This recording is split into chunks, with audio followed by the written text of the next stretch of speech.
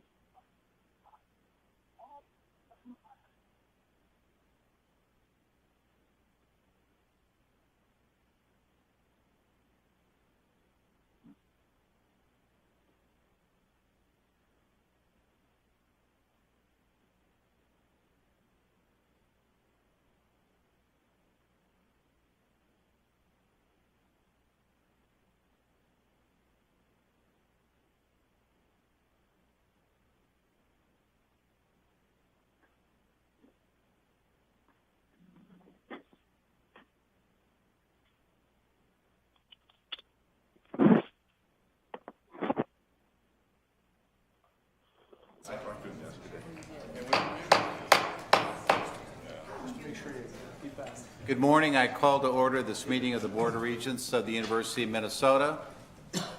Regent Allen, are you with us from Duluth, or Moorhead, rather? I am with you, Mr. Chair, but I want to let you know I will need to leave for sure by 10:30, and I may have to cut out sooner, so All right. sorry about that.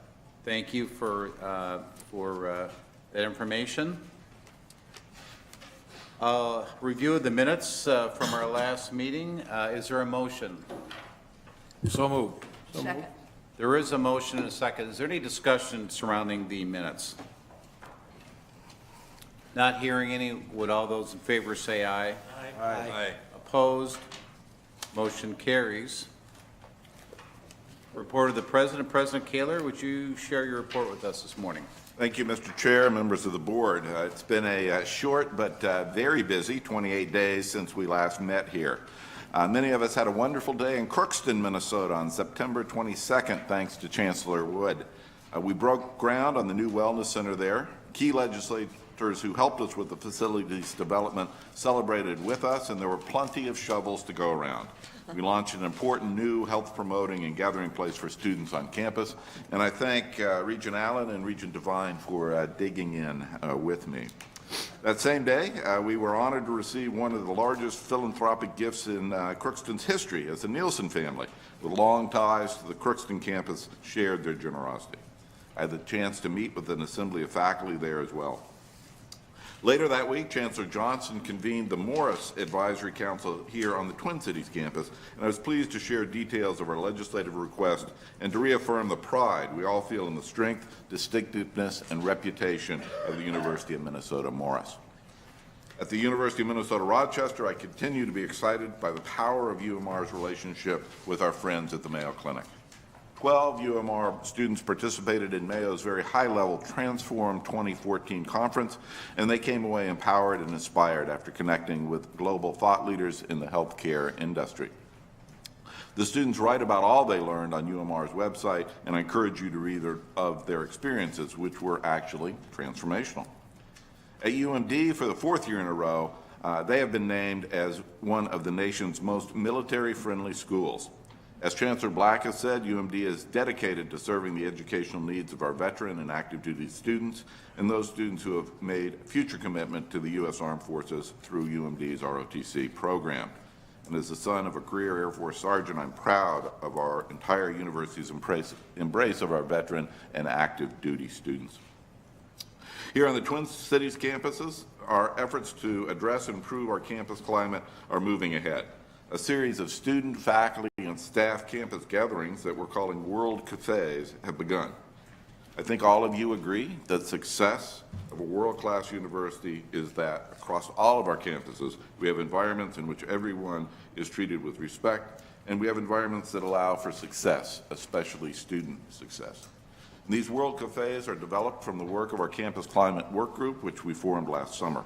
That's a group of senior leaders who've been meeting weekly to look closely at campus climate, what is already in place and what we can change, and we'll have a report about our progress later this month. There's one new data point, I like data, that's encouraging on many fronts. First of all, our first-year retention rate for all first-year students was a very good 92.6%, which is up 2.2 percentage points from the previous year. And as is obvious, you cannot graduate a student in 4 years if they don't return for year 2. So 92.6% is pretty good. But for the first time, among students of color, our first-year retention rate was a little bit higher, 92.63%, up almost 3 percentage points from last year. It's very heartening data and indicates that our students from all backgrounds like it here and want to stay here. In keeping with matters of a welcoming campus and also as a place where all ideas can flourish, our Office for Equity and Diversity last week announced a series of educational forums leading up to the Vikings-Washington NFL football game in our stadium on November 2nd.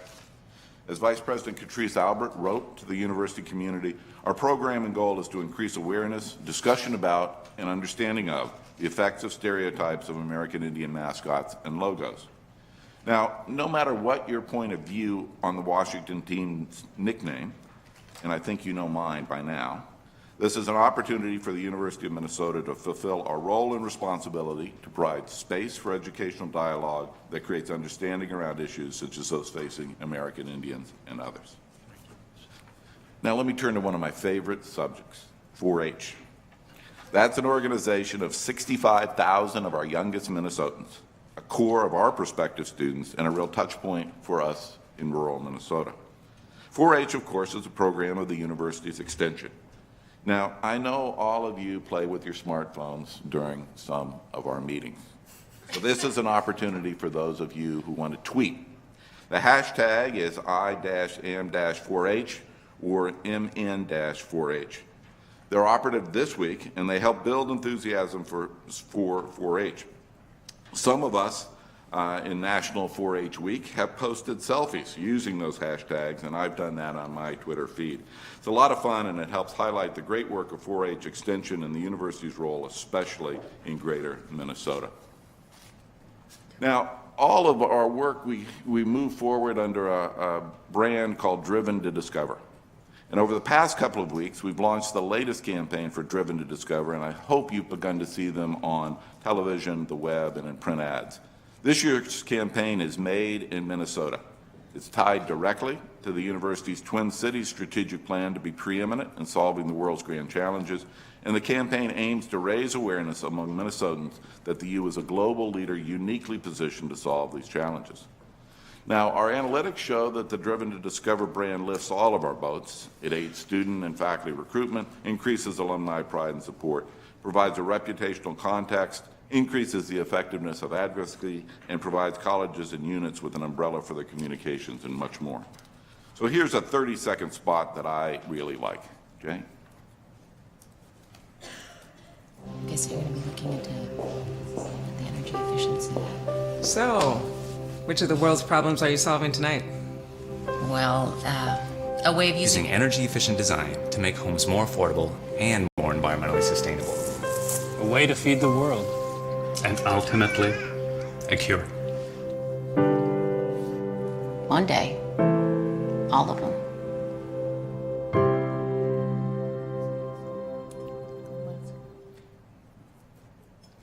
And we do have a program to provide Made in Minnesota onesies to every baby born in our hospital. So in closing, there is over the course of a month a lot of media attention placed on the university. And one item came to my eye this month, and it's a forum that sometimes causes us a little heartburn. It's a letter to the editor in the Star Tribune. And this letter followed a remarkable story in the Star Tribune about our world-renowned bee expert, distinguished McKnight Professor Marla Spivak. So here in part is what a reader, not affiliated with the university and not a relative of Marla's or mine, had to say. Quote, I am constantly in awe of the dedication, intelligence, objectivity, and resourcefulness that our research community demonstrates. Public perceptions of geeky folks frivolously spending tax money or scientists as a corporate shill is not what I have experienced. Peer-reviewed, evidence-based discovery with no fear of being wrong and with little expectation of personal gain is the norm. The letter continued. As we face our burgeoning world population, the effects of climate change, food security, and environmental degradation, I'm thankful that Marla Spivak and many others are working daily on these very large challenges. I couldn't have said that better myself, and that's a Minnesotan who gets what we and our experts do for our community, the world, and most importantly, our students. With that, Mr. Chair, I conclude my report. Thank you, President Kaler. The report of the chair is next. Regents Johnson, Devine, and I visited the University of Minnesota Morris last week. We enjoyed meeting with students, faculty, and staff, interacting with community leaders, and the many alumni who were in town those days for homecoming. We're grateful to Chancellor Johnson and others for the time and effort that went into organizing the visit. We look forward to visiting Crookston campus in the spring. Since our meeting last month, Regents have been engaged in activities throughout the university. In addition to the groundbreaking at the new Wellness Center of Crookston, Regents were also active with ribbon cutting for new research facilities at the Itasca Biological Station, the President's Emerging Scholars Fall Conference, and the Humphrey School's Fall Gathering. I also want to make note of that President Kaler will be stepping out of the meeting at 11:30 if we're still conducting business at that time, in connection with his travel to Cambridge, Massachusetts, where he'll be inducted into the very prestigious American Academy of Arts and Sciences, founded in 1780 by John Adams, and James Bowdoin. The Academy's membership has included some recognizable and quite prominent names in United States history, including George Washington, Daniel Webster, Benjamin Franklin, and Martin Luther King. So, President Kaler, congratulations. You're being inducted for both your academic accomplishments as well as your administrative leadership, so we're very proud of you and have safe travels.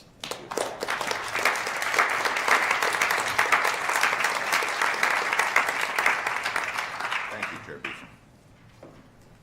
Okay, our consent report, we have a report of the University Naming Committee, we have a summary of expenditures, we have gifts, and we have appointments to the University of Minnesota Foundation Board of Trustees. I'll accept a motion for those.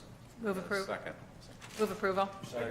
Regent Simmons moves and Regent Johnson seconds. Is there any discussion on these consent agenda items? Okay, I'll call for a vote. Would all those in favor say aye, please? Aye. Aye. Against? Motion carries. Thank you. I'd like to next invite up Provost Hanson to the table to present the revised strategic plan. And as good morning, Provost. I understand the 10-day open public comment period, as well as several other meetings with the university community and feedback from the board generated additional ideas, and I really appreciate the tremendous effort that's gone in to lead this very inclusive and collaborative process to get us where we are today. President Kelly, do you want to start us off? Thank you. As we go into this final presentation. Thank you, Mr. Chair, members of the board. We are submitting today for your approval the strategic plan for our Twin Cities campus. I am very excited about what our faculty, students, and staff have produced under the leadership of Provost Hanson. The process has been inclusive, with more than 4,000 students, faculty, and staff participating in various phases, from survey responses to campus gatherings to our outstanding work groups and issue teams. All of the conversations were driven by an intentional rejection of complacency and by a spirit that good is not good enough. And that's the core of this ambitious and focused plan. I'm thankful to all the members of the Twin Cities campus community who worked so hard to bring us to this point. I believe this strategic plan will clearly elevate this university to new heights, and I look forward, pending your approval, to an exciting period of implementation. With that, I'll turn it over to Provost Hanson. Provost Hanson. Thank you, Chair Beeson and President Kaler. And I'm pleased to join President Kaler today to present the board the final report of the Strategic Planning Work Group for the Twin Cities campus for your review and action.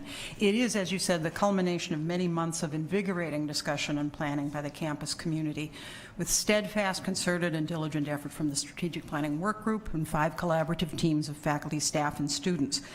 The final report we present today is a roadmap for reinvigorating the University of Minnesota. It presents a vision for building on our distinctive strengths to reinvent our land-grant research university at a time of great change, challenge, and opportunity in higher education and society. By intent, it's not the sort of plan that attempts to be a detailed rendition of all our aspirations for improvement in every operation of our complex institution, though we do have such aspirations. It is instead a framework that can be used throughout the institution to reinvigorate the University of Minnesota's commitment to excellence. It directs us to combine university strengths more broadly and deeply to address grand challenges, the most pressing and complex problems facing the state, nation, and world. It asks us to support excellence and reject complacency, to embrace a campus culture of great ambition. It situates our commitment to our land-grant heritage in the 21st century by calling for a deepening of mutual engagement with our various communities, calling on us to create more partnerships between the university and our community, government, business, and nonprofit stakeholders across Minnesota and beyond.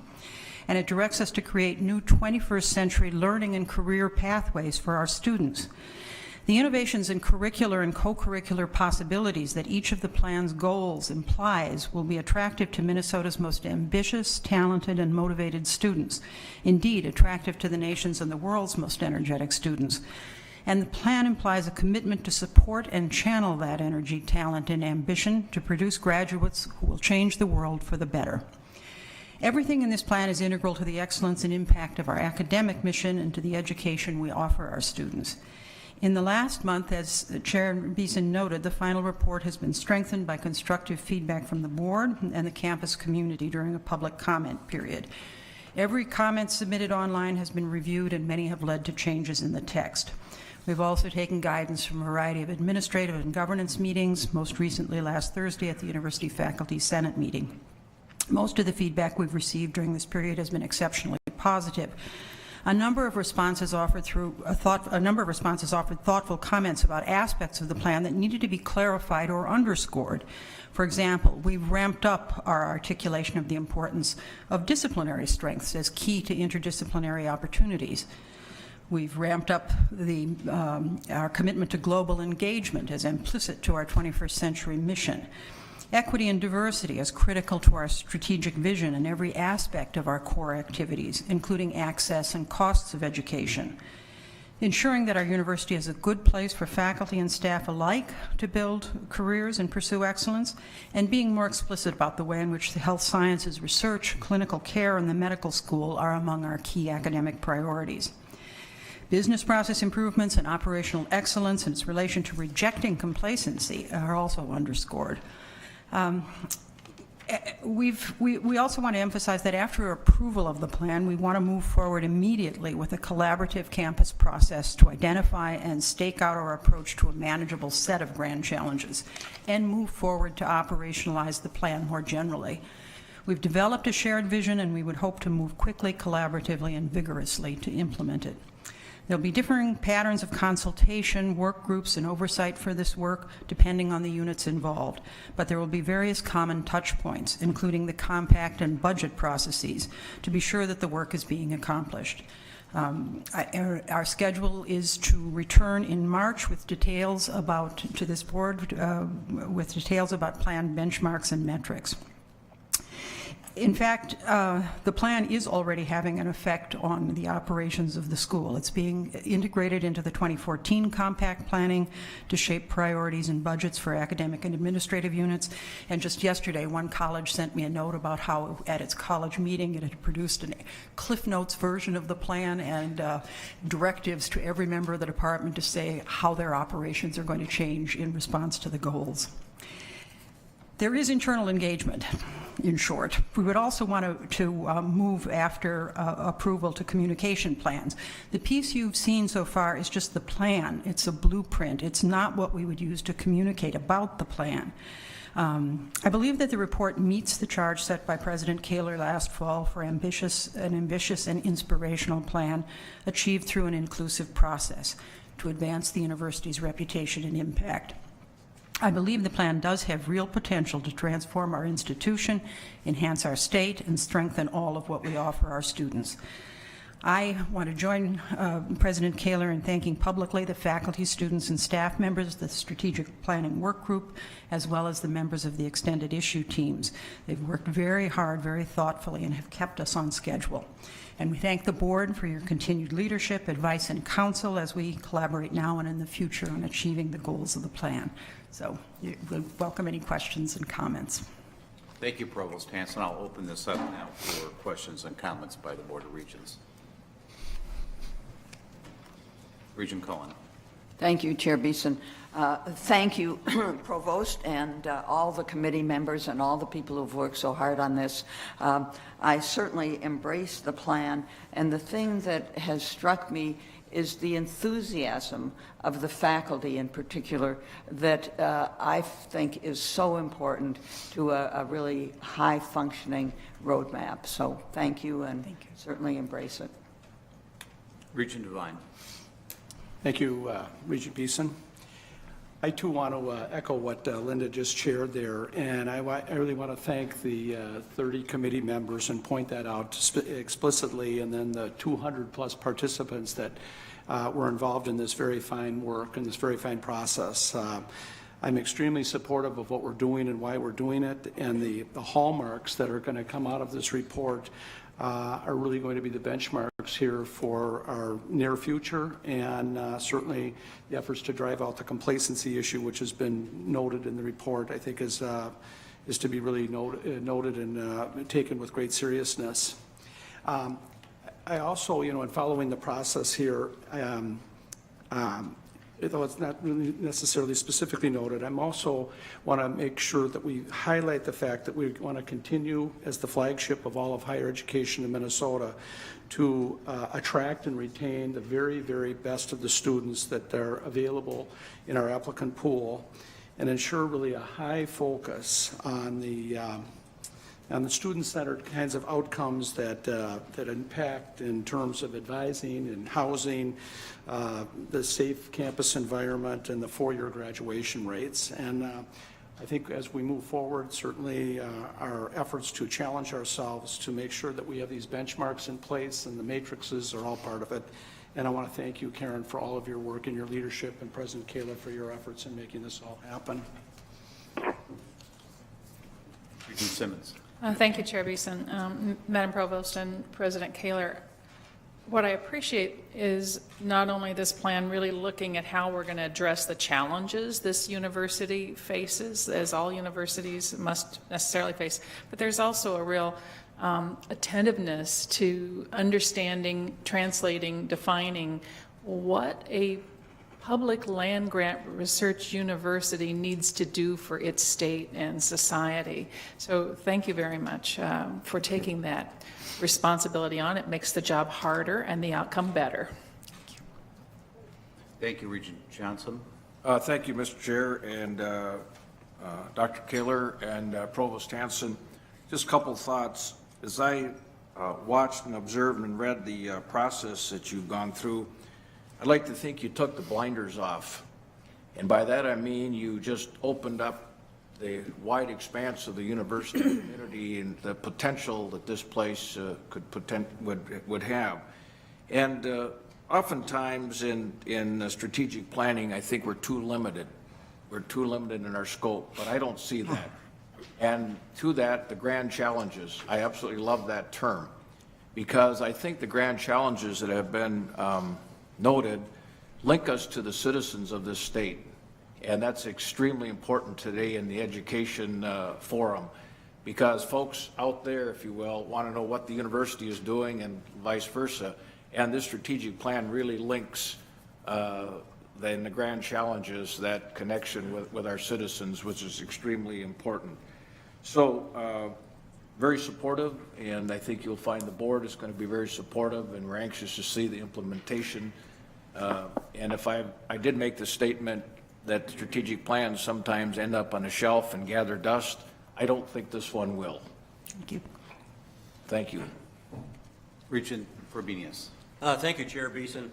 I think it's interesting to note that comments from most of my colleagues today, including me, will be not necessarily on specific elements of the plan or debating various parts of the plan. I think we've kind of sort of gone through that process. Appreciate, by the way, the high level of responsiveness to a number of suggestions made by Regents to you in this process. At the end, that's an important part of the view. You really think about this plan in its most general terms. It sort of is composed of what I think are really critical planning principles, and that's you build on your strengths, you focus your organization, and you define and better serve your market. And you've done that in a pattern that creates an enormous amount of internal excitement and commitments. I don't think this plan will be allowed by the university staff to go on the shelf. It seems to be something that has excited people, and that's a very, very important point. I think one of the, in my mind, this plan not only focuses the university on what it should be doing, but it also focuses it on how we should be doing it. And I think that's an important part that gets lost in a lot of planning exercises. The definitions and commitments of excellence and a number of other related elements, I think, are extremely strong parts of this process. I commend you on the participative process that has occurred. I commend you on the outcome of the plan. We all know that the key is execution of the plan, and best wishes as you go through that exercise. You do have the support of the board in achieving the direction and the accomplishments described in this plan. Thank you. Regent Omari. Thank you, Mr. Chair. I sent a lengthy 4 pages of comments when we had the time to do that, so I'll add some different ones, but the staff and the people who put in time for this have full-time jobs before we announced the strategic planning process, so thank you for losing the sleep and putting in the work. So a colleague of mine and I have a Tuesday night study session for male undergraduate students, and on Tuesday, one of them unintentionally distracted me and said, hey, what's up with the strategic plan? Will you tell me about it? And while I was attempting to do some work, I absolutely started talking about the strategic plan. And yesterday, I was at an event for the Wallen Education Foundation, and the president of McAllister and I were chatting, and he said, oh, that strategic plan, you guys are moving. I like it. And so as I think about the strategic plan, and we all know that implementation and execution is the key, but that's what it takes. It takes everyone to be involved, to be curious, to ask questions, and to want to implement it and make it come to life. And so I'm very excited to be a part of that and to move this into the implementation phase. So thank you. Thank you. Regent Lucas. Thank you, Chair Beeson. I echo everything everybody else has said about the excitement and energy of this plan, but the best thing I heard today is what a fast start you're getting on this, and that departments are already starting to think this way. Gives me great hope and comfort, because we all know implementation is the key, and it sounds like we're on our way. Thank you. Other comments? You know, there have been some really good comments this morning. I think back, we have always been relevant, we've always been vital, and since we were chartered by the legislature and the territory 160 years ago, that we've had that in our essence, but this now directly and more specifically connects us with the grand challenges, and so I like the intentionality of this. And then, as President Kaler said in his forward, really what this document is about is a willingness to change and adjust. And I appreciate that lead in too. Any other comments before I ask for a vote of this board? Okay, I'll accept a motion then to approve the strategic plan. Move acceptance of the plan or approval of the plan? Second. There is a motion and a second on the table. Is there any further discussion? And all those in favor say aye. Aye. Opposed? Motion carries. Strategic plan is approved. Thank you very much.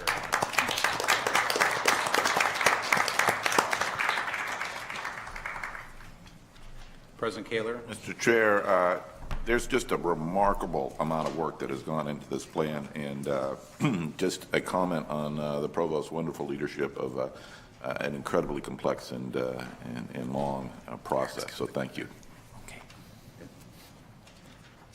Okay, next item up is the President's 2016 and 17 biennial budget request. We have reviewed the request last month. It's the request that will go to the Minnesota Legislature and the Governor. President Kaler, I'd like to ask you to make some opening comments, and then Vice President Fitzenreiter, please recap us on the request, and we will consider taking action then. Mr. Chairman, members of the board, actually, I am going to walk through this slide deck with Vice President Fitzenreiter there to amplify and correct as necessary. So we bring to you for approval the university's 2016-17 biennial budget request to the state of Minnesota. As you know, the state's reinvestment in higher education in the past 2014-15 biennium paid great dividends for Minnesota's families and its economy. The university's renewed partnership with the state allowed us to implement a historic tuition freeze. We've kept our pledge to reduce administrative costs, and the rejuvenated partnership also triggered new investments in critical research via our innovative MnDrive initiative. Those investments play to the U's strengths while being critical to the success of Minnesota business and the state's innovation culture. Our faculty has responded remarkably, and the important interdisciplinary MnDrive research is underway. The 2016-17 request we are asking your approval of today builds on those successes. It strategically focuses the university to deliver benefits to Minnesota, its citizens, and our students and their families. Our request strengthens 4 key assets for Minnesota. We're seeking funding in these 4 areas to positively impact the lives of Minnesotans and reflect the university's strength and distinctiveness. They are affordability and access, which leads to student success. There is a new approach to funding critical facility repair and replacement through a facility condition improvement strategy. This will create a new, stable, and predictable source of funds for repair and renovation. And it will also reduce our reliance on HEAPR. A healthy Minnesota will improve the health of Minnesotans through research, clinical services statewide, and innovative programs. And a strong and vibrant economy will enhance and enrich economic development statewide, particularly around mining in northeastern Minnesota and underserved communities statewide. Let's address affordability and access first. The state of Minnesota is a critical partner in ensuring access to national leading education to qualified Minnesota students. We seek to continue the tuition freeze for resident undergraduate students on all of our campuses during 2016 and 17, providing those students and families with what will amount to 4 full years of 0 tuition increases. That will keep prices down, of course, and save students across the system between $2,100 and $2,500 over 4 years. But we also want to extend the tuition freeze to graduate and professional resident students, providing over the course of their programs approximately $1,600 in savings for master's students and all the way up to $7,000 in savings for law students. Freeze assumes a 3% increase in the undergraduate rate and a 3.5% on the graduate and professional rates. Those would be needed to cover the university's inflationary cost increases. And in total, that is a $65 million increase over the 2-year biennium. We're proposing a new funding strategy to stabilize and increase the predictability of funding for renovation and repair of facilities, all critical to the student experience and sparking innovation. We'll improve our ability to plan in a multi-year horizon and to execute facility repair and renewal projects on our 5 campuses, and we'll begin to close the gap between repair and renovation needs and what we've been able to do with current funding levels. This approach will save money in the long run and protects the state's prior investments.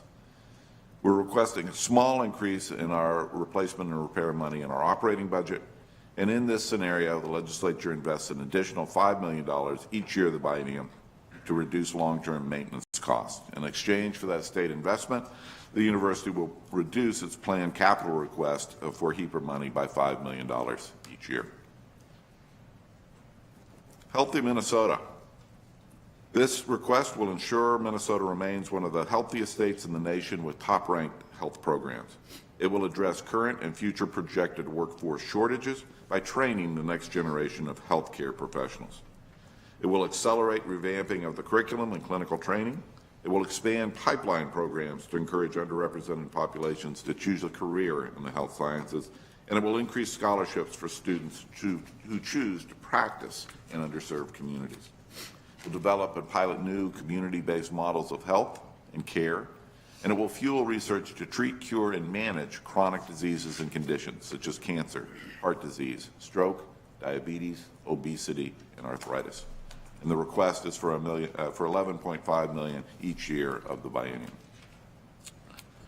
Lastly, we want to bring university expertise to bear on improving the state's economy, the strength of our communities, and the quality of our life.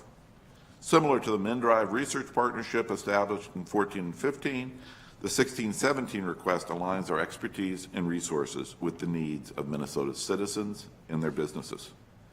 We will conduct basic and applied research that encompasses the mining life cycle and relates to the environmental health and safety issues in that industry. We'll bring together mining and remediation industries, state agencies, and researchers to address mining sustainability. We're requesting $1.75 million in 16 and $2.75 million in FY17.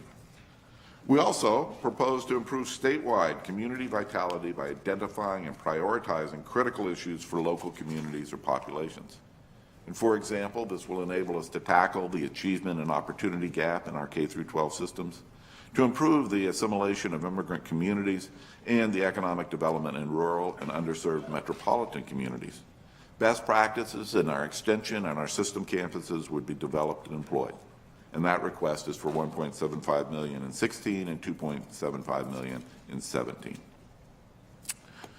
So here, as you can see, is a summary of a total request of $1.325 billion over 2 years. That's a 10.6% increase over our previous base of state funding for our operating budget. But as this slide clearly shows, because of the deep state funding cuts of the last decade, this would return state support to 2008 levels, not accounting for inflation.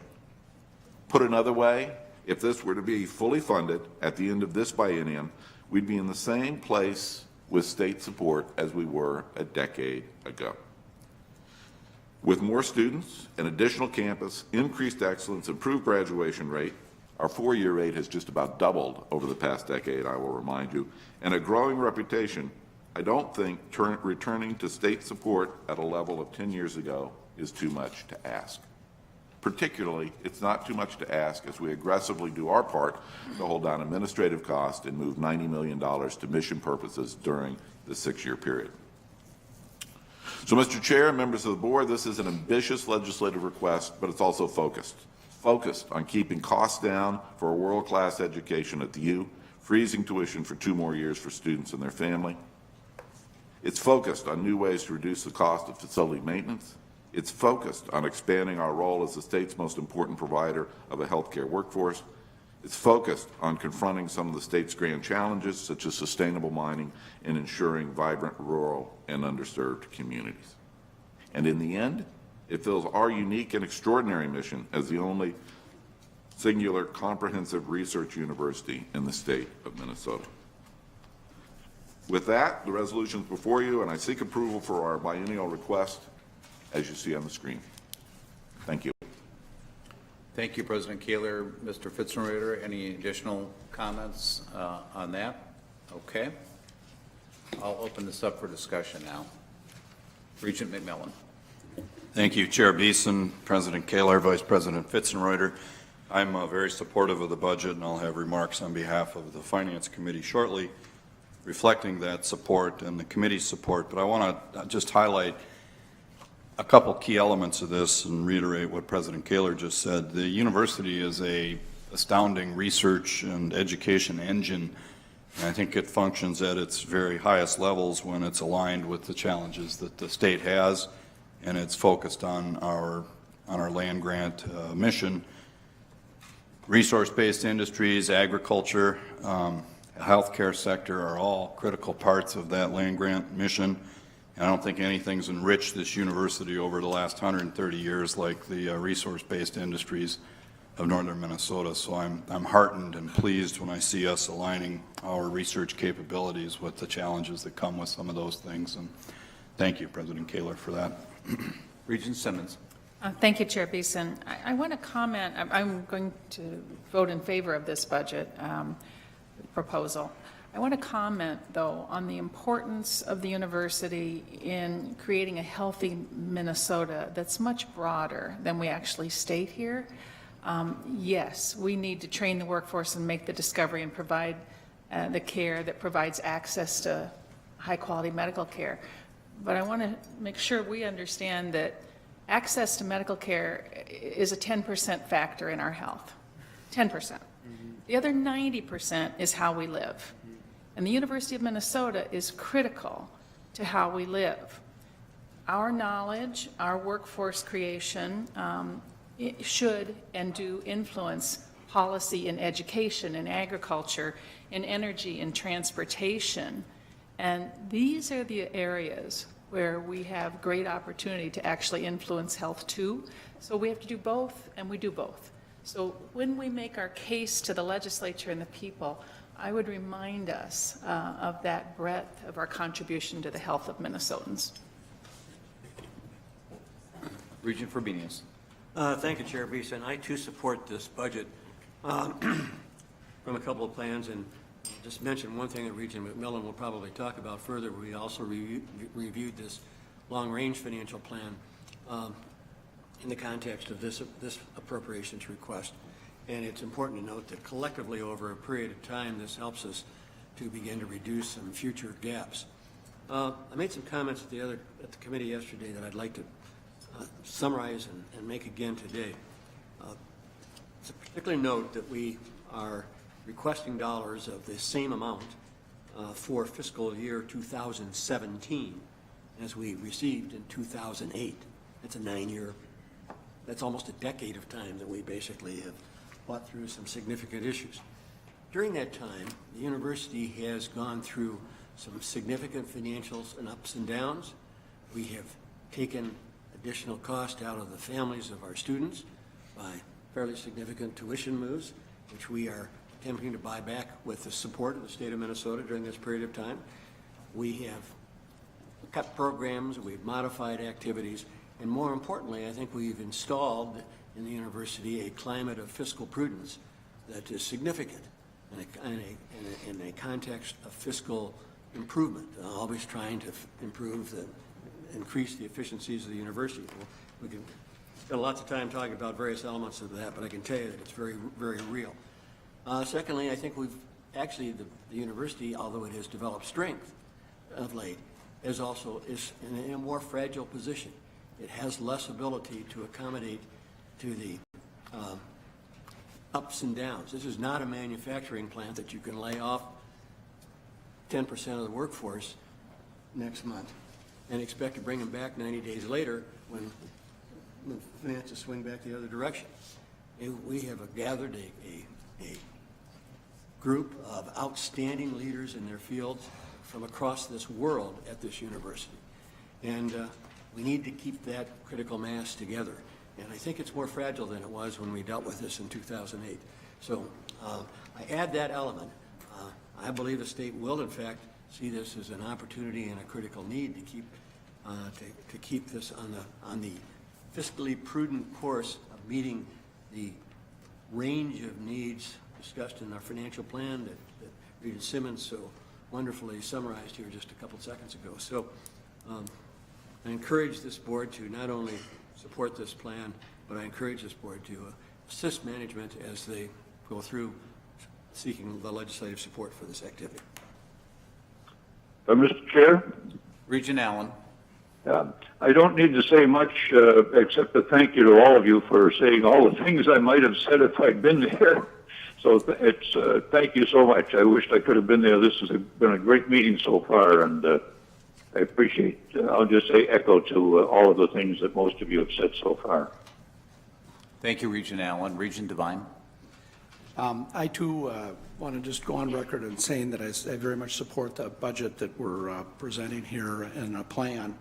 The people have been asking that we become much more engaged in the process to improve education here in Minnesota, and certainly the deliveries that are inside of this budget reflect much of that is really being called out for in the innovation and some of the programs that we've got. And I think also the other thing I'd like to just make note of is the tuition freeze, the extension of the tuition freeze over the past 2 years. You know, it's not to be taken lightly what our commitment is as a board here to extend that into the future here and at the same time hold down those $93 million of costs so that the reinvestment of those funds can be done so we can see the implementation of our strategic plan and some of the other initiatives that we're doing right now. So thank you. Other comments? Regent Omari. Thank you, Chair Beeson. One of the things that sticks out to me the most was mentioned by Regent McMillan and the framework of this budget and the 4 buckets that we're trying to look at and support are a good framework, I think. And one of the things that seems to be a misconception, and I'm going to ask our fearful president to paint a verbal picture for us, is that people think the cost of education is a student going and sitting in a classroom and then they leave and that's it. And so I wonder if you might be able to paint a picture of why the cost of education is at the level that it is and some of the non-obvious things that go into paying for it. President Kaler. Well, I'll fearfully try to answer that. Sorry, non-fearful. Chair Beeson and Regent Omari. You know, you just have to reflect, and I've given this, it's a great question, and I've given it a lot of thought. Just reflected the experience at this university now compared to 50 years ago, to pick a point in time, or even 40 years ago. 40 years ago, we probably didn't have an information technology department. We didn't have an internet to support or routers to buy or networks to maintain or desktop service. That meant a different thing. So an enormous amount of infrastructure now associated with higher education. And it's in an industry in which technology doesn't always reduce costs. In fact, in many cases, increases our costs. Look at the student experience now compared to then. We've moved to a residential model. We provide an enormous number of resources to those students, whether it's a recreation center or dormitories or food service that's markedly better than it was when I was in school. That's an experience that's qualitatively different than students had then. You look at this institution now with an enormously greater focus on the undergraduate experience and undergraduate education than we had even 30 years ago when I was a graduate student here. The teaching services, the advising services, the career preparation services, an enormous number of out-of-classroom experiences that we have. The services that we provide to a range of students, whether it's a disability service or a career placement service or a health service, much richer and more comprehensive than we did before. And we also compete, and sometimes people don't like this, but it's a fact, in a marketplace for talent. And in many of our fields, we recruit against private industry or other institutions who have deeper pockets, and so there's a push on compensation. Healthcare benefits have driven costs across our economy, and we pay those for our employees too. I feel like I could go on, but I won't. I think it's really difficult to identify nearly anything that we do today that simply doesn't cost more than it did then. And we do more of it. We provide a better experience for our students, and we compete across the world for talent. And those are things that drive our costs. On the other side, again, as you look at our ability to manage and move, as we talked about in committee yesterday, expenditures into mission, we're doing that. We have room to get better. But at the end of the day, it's a very precious resource for the state of Minnesota. And I'll finish by pointing out that the return on an investment that the state makes of $1 is $13.2 to the state of Minnesota. Regional Mayor has a follow-up question, but I'll just interject here that it would be interesting from an illustrative standpoint to look at the cost of education, the services that students receive from 40 years ago, that's my lens compared to today. costs that are borne by the university, compliance-related or information-related, or just student life-related and or academic-related. It would be shocking. We've always had great academics, but it was a very different experience when I went here. Regional Mari. Yeah, thank you, Chair Beeson, and thank you, President Kaler. As we continue to find efficiencies, I think it's important that we also keep that picture in mind, and we will continue to find efficiencies and cut, but also recognizing what is going into the cost of education, and that clearly shows, as he answered that answer, that he is a fearless leader and not a fearful. Thank you. Regent Broad. Thank you, Mr. Chairman, and I won't make comment on your fearlessness, Mr. President, but, you know, in listening to the question that was asked to paint a picture in your response, it intrigues me a little bit. I think sometimes the picture that is painted is a picture of impressionistic nature. And if more people could hear the message that you just sent, but also just the stats, the statistics, the true facts, it would change that impressionistic picture into a picture of realism.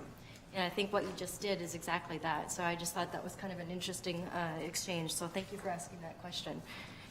You know, budgets are often seen as things that are all about numbers, and budgets are really expressions of priorities. And I think that this budget, Mr. President, shows the very clear priorities of this university in 4 ways. One, affordability. I think holding tuition flat is a significant continued step showing the priority of affordability of this university. I think it's a budget that shows the desire to change.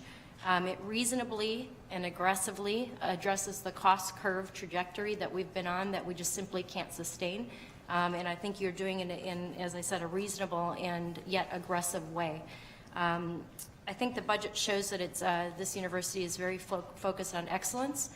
When you make your targeted investments in places where we're excellent and make those targeted investments in areas of critical discovery, I think that sends a very clear message of the focus on excellence. And then the fourth thing, and I think a really important key point in my support of this budget, is that it's all about partnership. Not just internal partnerships within this university to change the direction we're going and to continue the direction where we're going right, but it's a fair request to the state for a continued partnership that shows our commitment to reject complacency and to continue using a sharp pencil, which you have been doing, Mr. President, on operational matters. But we have to do this in partnership with our friends at the state to show an elevation of the prioritization of higher education in the state. And boy, that all rhymed. I just noticed that. But I think we do need to make sure that we're prioritizing higher education because it matters and it matters a lot. And this budget, I think, will do that, not just here at this institution, but also with our partners at the state. So Mr. Chairman and Mr. President, I'll congratulate you for a budget I think that is sharp, focused, and important. And Mr. Chairman, with that, if it's appropriate, I'd move approval. Thank you, Regent Broad. There is a motion. I'd ask Regent McMillan for a second, accompanied by a report from his Finance Committee. Thank you, Chair Beeson, and thanks for that motion, Regent Broad. I will summarize the discussions of the committee yesterday without reiterating all that's been said here, but the motion's in front of you, and let me context that a little bit with the work of the committee. The request is a partnership with the state to deliver on our threefold mission of research, discovery, teaching, and learning, outreach, and public service. It leverages the university's expertise in areas that benefit the state's economy and its citizens, and it's focused very much on affordability of post-secondary education for students and their families. The budget request, addresses and acknowledges our stewardship responsibility for important public assets, seeks to restore state funding, as has been mentioned just in the last few minutes, to levels previously almost a decade ago, not adjusting for inflation. It continues to focus on reducing costs, getting to the metrics, the numbers themselves. It is a $1.325 billion request to the legislature and the governor, and fiscal year 2016, it's a $41.5 million increase over current base levels, and in 2017, fiscal year 2017, $44.2 million. There are also requests that haven't been addressed specifically here, but were discussed in committee for continued funding for primary care education in the academic health center. The Finance Committee yesterday voted unanimously to recommend approval of these financial components of the 2016-17 biennial budget. And with that, I will second Regent Broad's motion on behalf of the committee and move adoption of the resolution that's in front of you now. Thank you. Is there final comment? Regent Johnson. Thank you, Mr. Chairman and members. I fully support this motion and this budget because a couple of thoughts.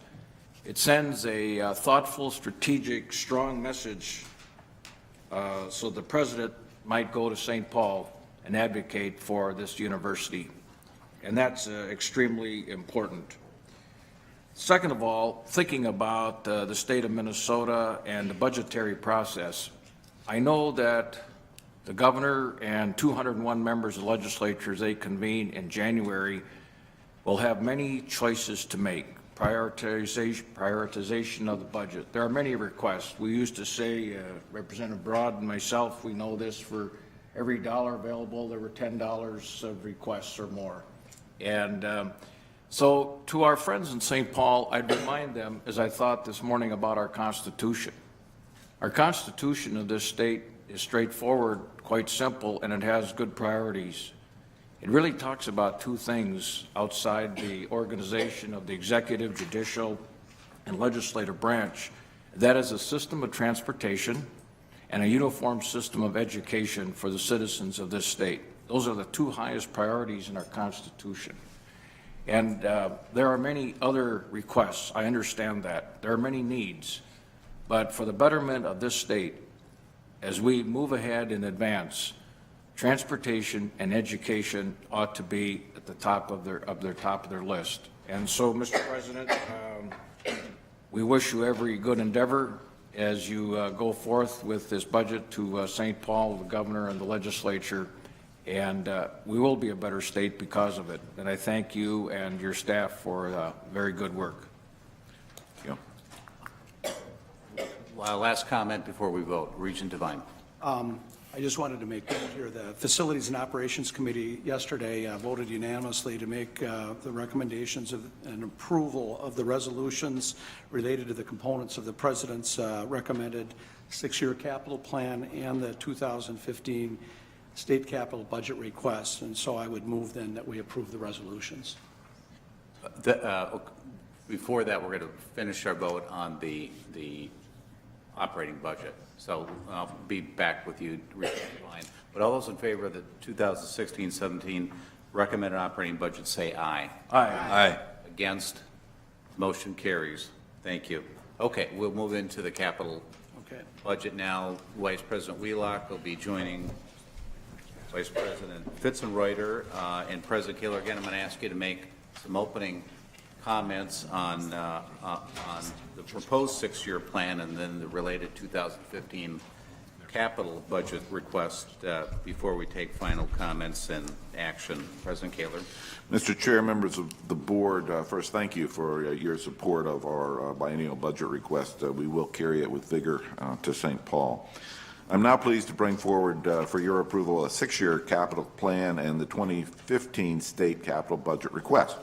The recommended 6-year capital plan includes major capital improvements planned for FY15 to 20 to be funded with state capital support, as well as projects funded by the university through a combination of university debt obligations, local unit resources, fundraising, and public-private partnerships. In year one of the capital plan outlines the projects the university will be submitting to the state of Minnesota for consideration during the upcoming 2015 legislative session. And in addition, Vice Presidents Wheelock and Fitzenreuter are here to detail the state capital budget request for the upcoming session, which you reviewed last month. So, Fitz, Pam, welcome. Thank you. Vice President Wheelock. Thank you, Mr. Chair, Regents, President Kaler. As President Kaler indicated, we did a complete presentation on this both in the facilities and the finance committees in September and to the full board in September. And this has been reviewed by both of those committees in their meetings yesterday. So just as a reminder, the Board of Regents has directed us to annually update our priorities as we see them for the following 6 years for the institution across the system. This is our 6-year capital plan. The first year also serves as forming the capital request for the upcoming legislative session. Today we will be asking for the review and approval of the 6-year capital plan and the 2015 request by the Board of Regents. There are a number of factors that are recommended and reviewed in this plan across the institution. There are a number of priorities that are considered, and this lays out the institution's priorities for its capital plan. We believe this also positions us well to advance the strategic plan that was just approved by the board. This represents geographic balance, project readiness, and institutional priorities. And on behalf of the president and the university, we recommend that for your action. This is an important priority for us, and we are very dependent on our partnership with the state to advance these academic and institutional priorities. As you can see, almost 3/4 of the financing for this plan, which totals just over $1 billion, is a request that we will be making from the state of Minnesota, and 24% represents institutional contributions in the form of institutional debt or fundraising or debt service paid by collegiate partners, etc. So this is a finance plan in partnership with the state. With that, Mr. Chair, we would present the resolution for your approval, first to approve the 6-year capital plan, and we stand ready for any questions. Is there discussion about the 6-year capital plan as recommended by staff? Regent Devine, would you like to make a report of the Facilities Committee now? Okay. In following up Chairman Allen's report, the Facilities and Operations Committee voted unanimously to recommend the approval of the resolutions related to the project components of the President's recommended 6-year capital plan and the 2015 state capital budget. I move that we approve the resolutions. So we have a motion on the floor. There is also a second now. Is there any further discussion on this topic? Regent Ellen. I would just note that the Finance Committee, as Vice President Wheelock noted, reviewed this $88 million budget in detail and voted unanimously to support it as well. Chair Beeson. Thank you, Regent McMillan. Regent Simmons. Thanks. I actually just wanted to express my appreciation to the Facilities and Finance Committees as well as the administration. By the time something reaches this point to this board, there's been such good vetting, such good interaction, modification, adjustment. It's easy to approve this with confidence. Thank you. And point of clarification, Regent Devine's motion was to approve both the 6-year plan and then to approve the separate but related 2015 capital request. So with that understanding and a motion and a second, is there any final discussion of this?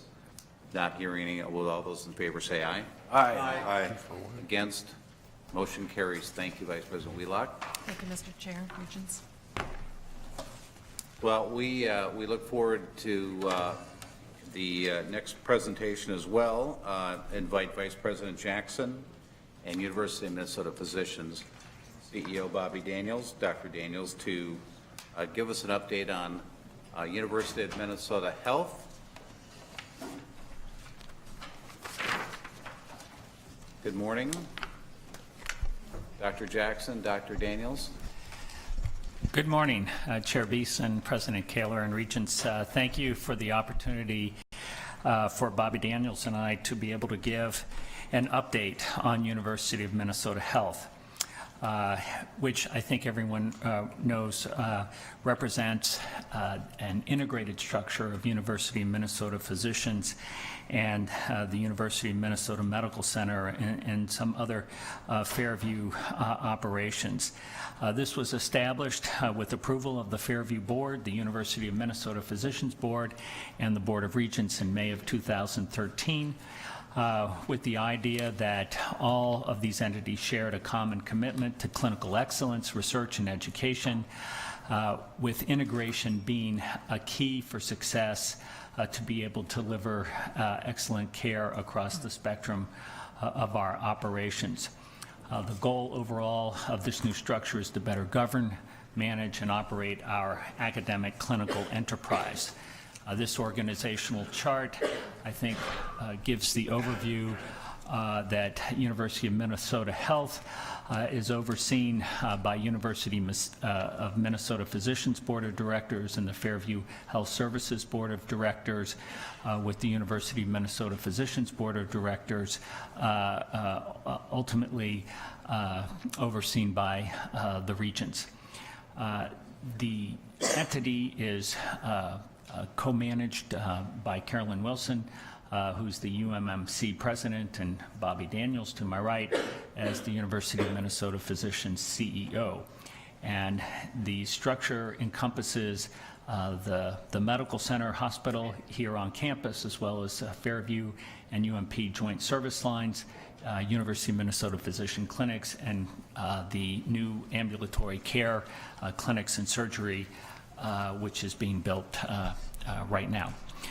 The scope of the University of Minnesota Health includes both the inpatient and outpatient operations of the University of Minnesota Medical Center, the University of Minnesota Children's Hospital, and the university branded service lines across the Fairview system.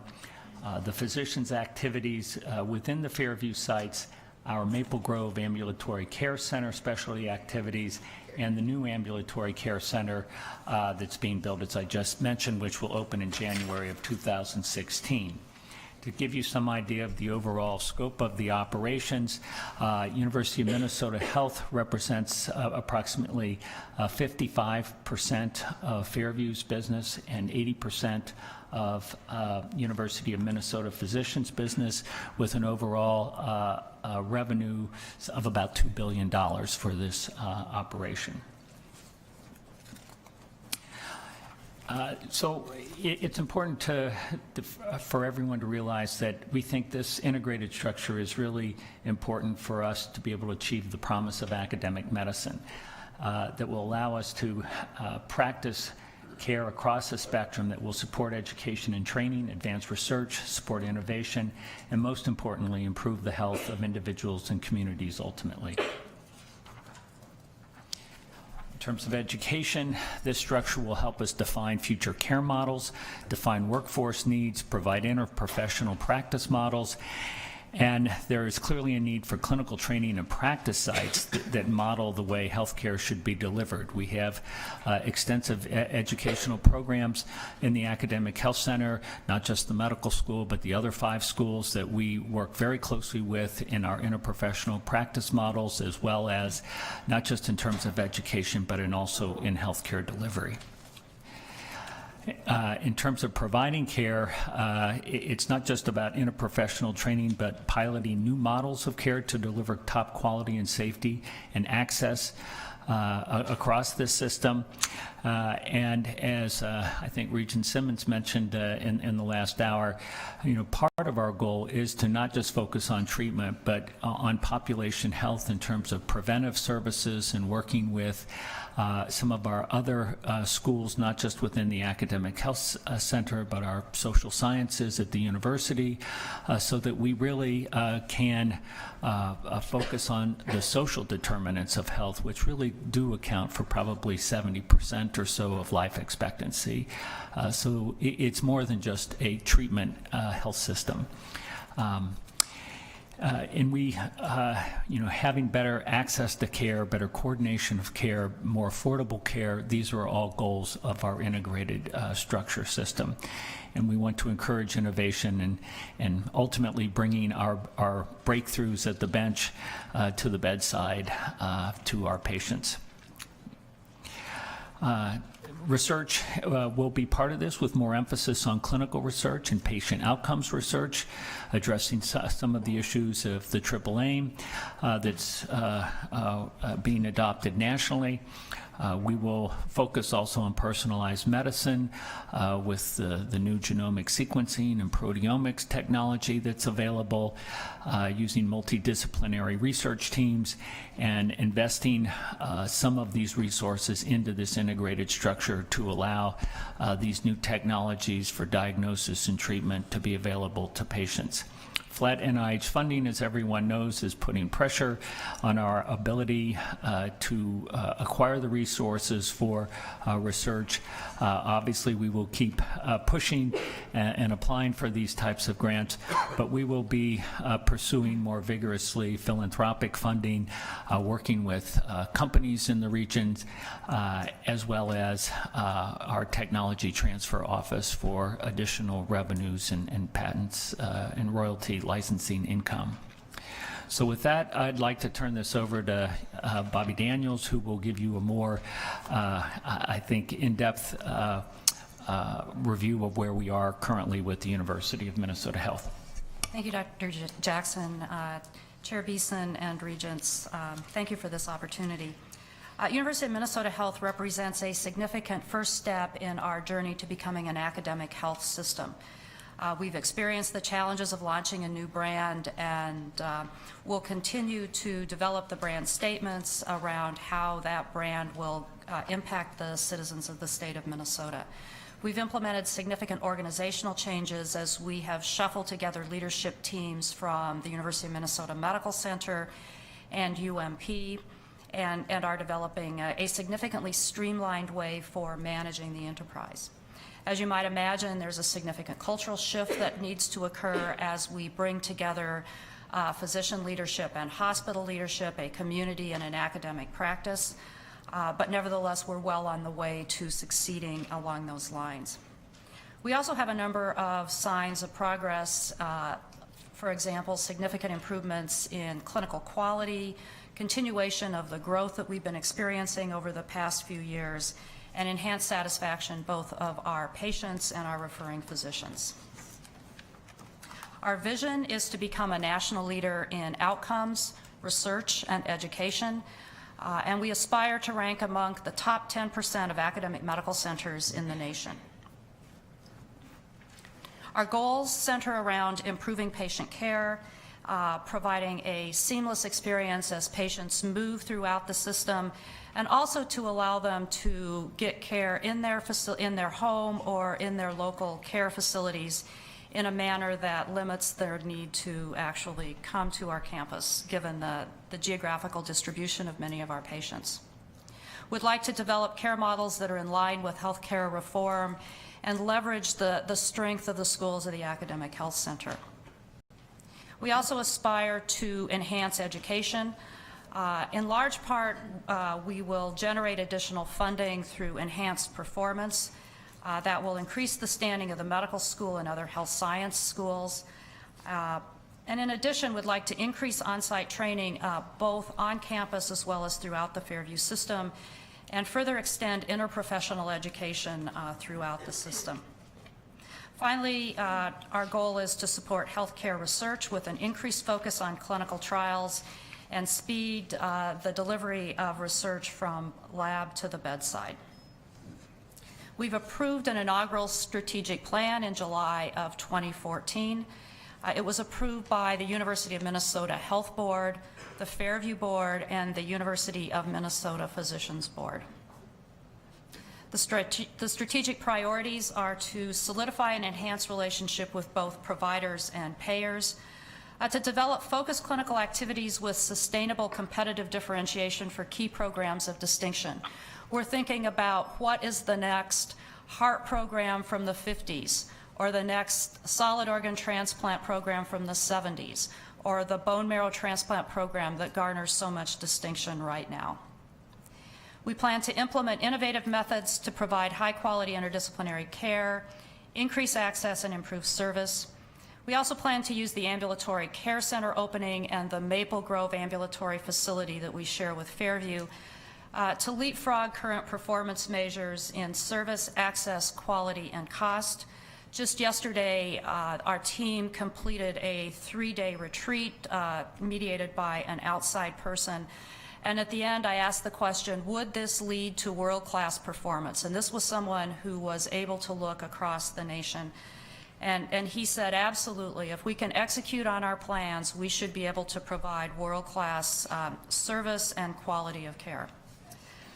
Finally, we aspire to establish a long-term path to sustainable financial performance to support priority investments, including reinvestment in the educational and research mission. We know that the success of the inaugural strategic plan will require capital expenditures, enhanced performance of IT and our EPIC system, unified analytics to support a single source of information so that we can integrate clinical and business performance. We need alignment both within and across silos. That's within and across Fairview and UMP and within the medical school and the various departments.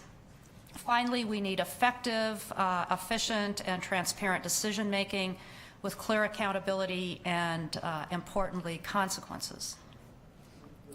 You know, other considerations for our strategic plan focus on a strategy around pediatric services, and we're working with an outside consultant as well as potential partnerships in town. Our strategic plan will serve as a critical element in the development of the Fairview Health System strategic plan, which was approved 2 weeks ago by the Fairview Board. So at the center of the Fairview Health System plan is the UMN Health strategic plan. We've also developed an enhanced internal communications so that we can set common expectations and have all of the staff and physicians focused on common goals. We're developing mission and vision statements which are concise and pointed, and we think will propel our teams to accomplish the goals that we desire. As you may recall, the UMN Health Board governance was established in part through the Board of Regents. The first meeting was in July of 2014. It's a 12-member board, of which the Board of Regents appointed 6 of those members.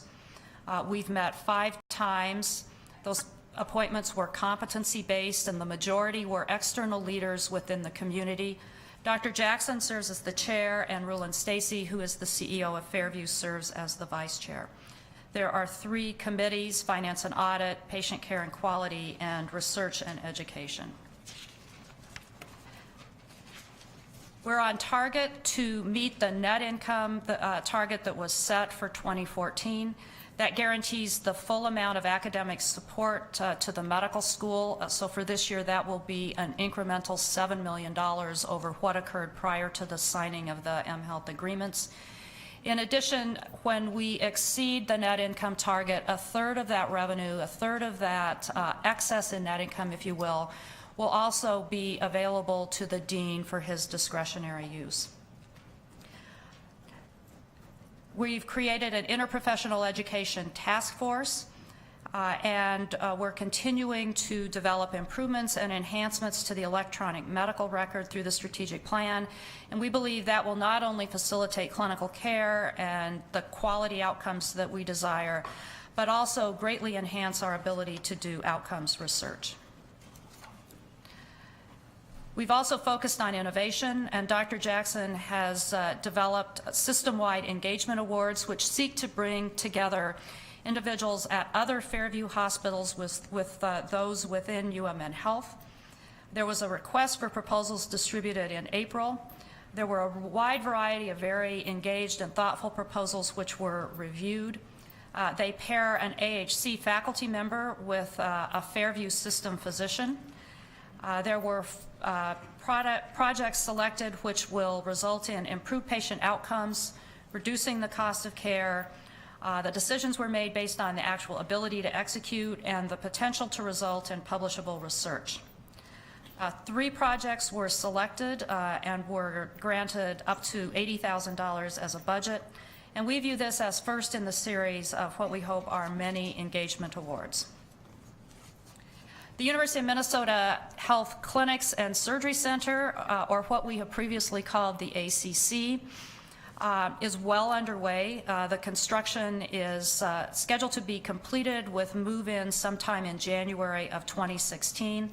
And while the structure, I think, serves as a testament to the building and the investment, what's most important is the new and innovative care model that's being developed, and what we hope is truly a world-class, innovative way of providing ambulatory care. On the horizon, we plan to further our implementation of the strategic plan and with the establishment of clear milestones, metrics, and accountability. You'll learn of a new mission and vision statement once that's approved by our board. We plan on expanded branding and marketing efforts, and we will continue to work towards the opening of the University of Minnesota Health Clinics and Surgery Center. We're engaged in very significant discussions with the Fairview Health System towards the mechanism of becoming an academic health system, and we will also complete a strategy for pediatric services in University of Minnesota Health. So there are a lot of activities underway. We think we've made a lot of progress, but we think there's a lot of potential in the future, and we've only just begun.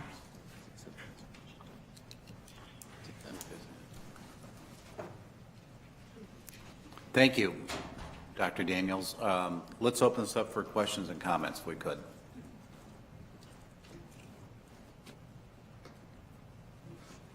Regent Cohen. Thanks, Chair Beeson. Well, first of all, thanks so much for all the information that you presented, and also for the enormous amount of work that's behind that information. I have a couple of questions and comments. First of all, I commend you that you say that there's continuation of growth with our new brand, and that's important, and so congratulations on that. I'm curious about, without getting into the exact protocols and so on, some of the elements that will be in the new care model in the, let's see, it's now called the Minnesota Health Clinics and Surgery Center. What some of those, sort of at a broad level, the new approaches might be. And then my other question would be, if you could have your ideal in as we move forward, what might that look like? Regent Dr. Cohen, Daniels. Regent Cohen, Chair Beeson, President Kaler, and Regents. That's a great question, and I appreciate the opportunity to answer it. In the ambulatory care center, we hope that when a patient arrives, they will step out of their car, they will automatically be escorted to the clinic room. We're not planning very many waiting rooms, if any, and we're not planning conventional check-in desks. The appointment will commence with the real work of providing care, because a lot of the usual information that's necessary will all have been obtained in advance. All of the financial information, the insurance information, as well as all of the patient's background history, the typical review of systems and important parts of the family history that others other than the physician can obtain in advance. We intend to do that through electronic portals that connect the patient at home to the medical record. We then hope that the patient will get the care that they need coordinated, so if they need to see more than one physician, it will occur by those physicians coming to the patient in the room rather than the patient moving around. If the patient were to need lab tests done in advance, they would indeed be done in advance and available at the time of the visit rather than a follow-up later on. So we really have attempted to transform all parts of the care. Perhaps the one that might be the most impactful to an individual patient, though, is the fact that the hours of the clinic, the hours that we will provide care, will be 7 to 7, and the clinic will be open a minimum of 6 days a week for most specialties. In some cases, specialties will be providing care 7 days a week. So in the sense of making something patient-centered, we've really listened to our patients. We have listened to the ideas of the best providers across the country and the best ideas of consultants, and have really tried to push the limits. As you might imagine, the cultural change to implement this will be a challenge, and will require both education of patients as well as significant changes amongst the providers. Your second question dealt with, if I could have anything, what would it be?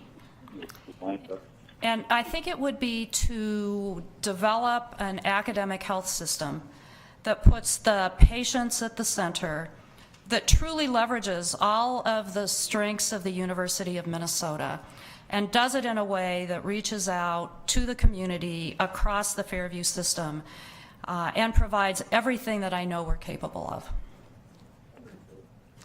Thank you for that answer. Regent McMillan. Thank you, Chair Beeson.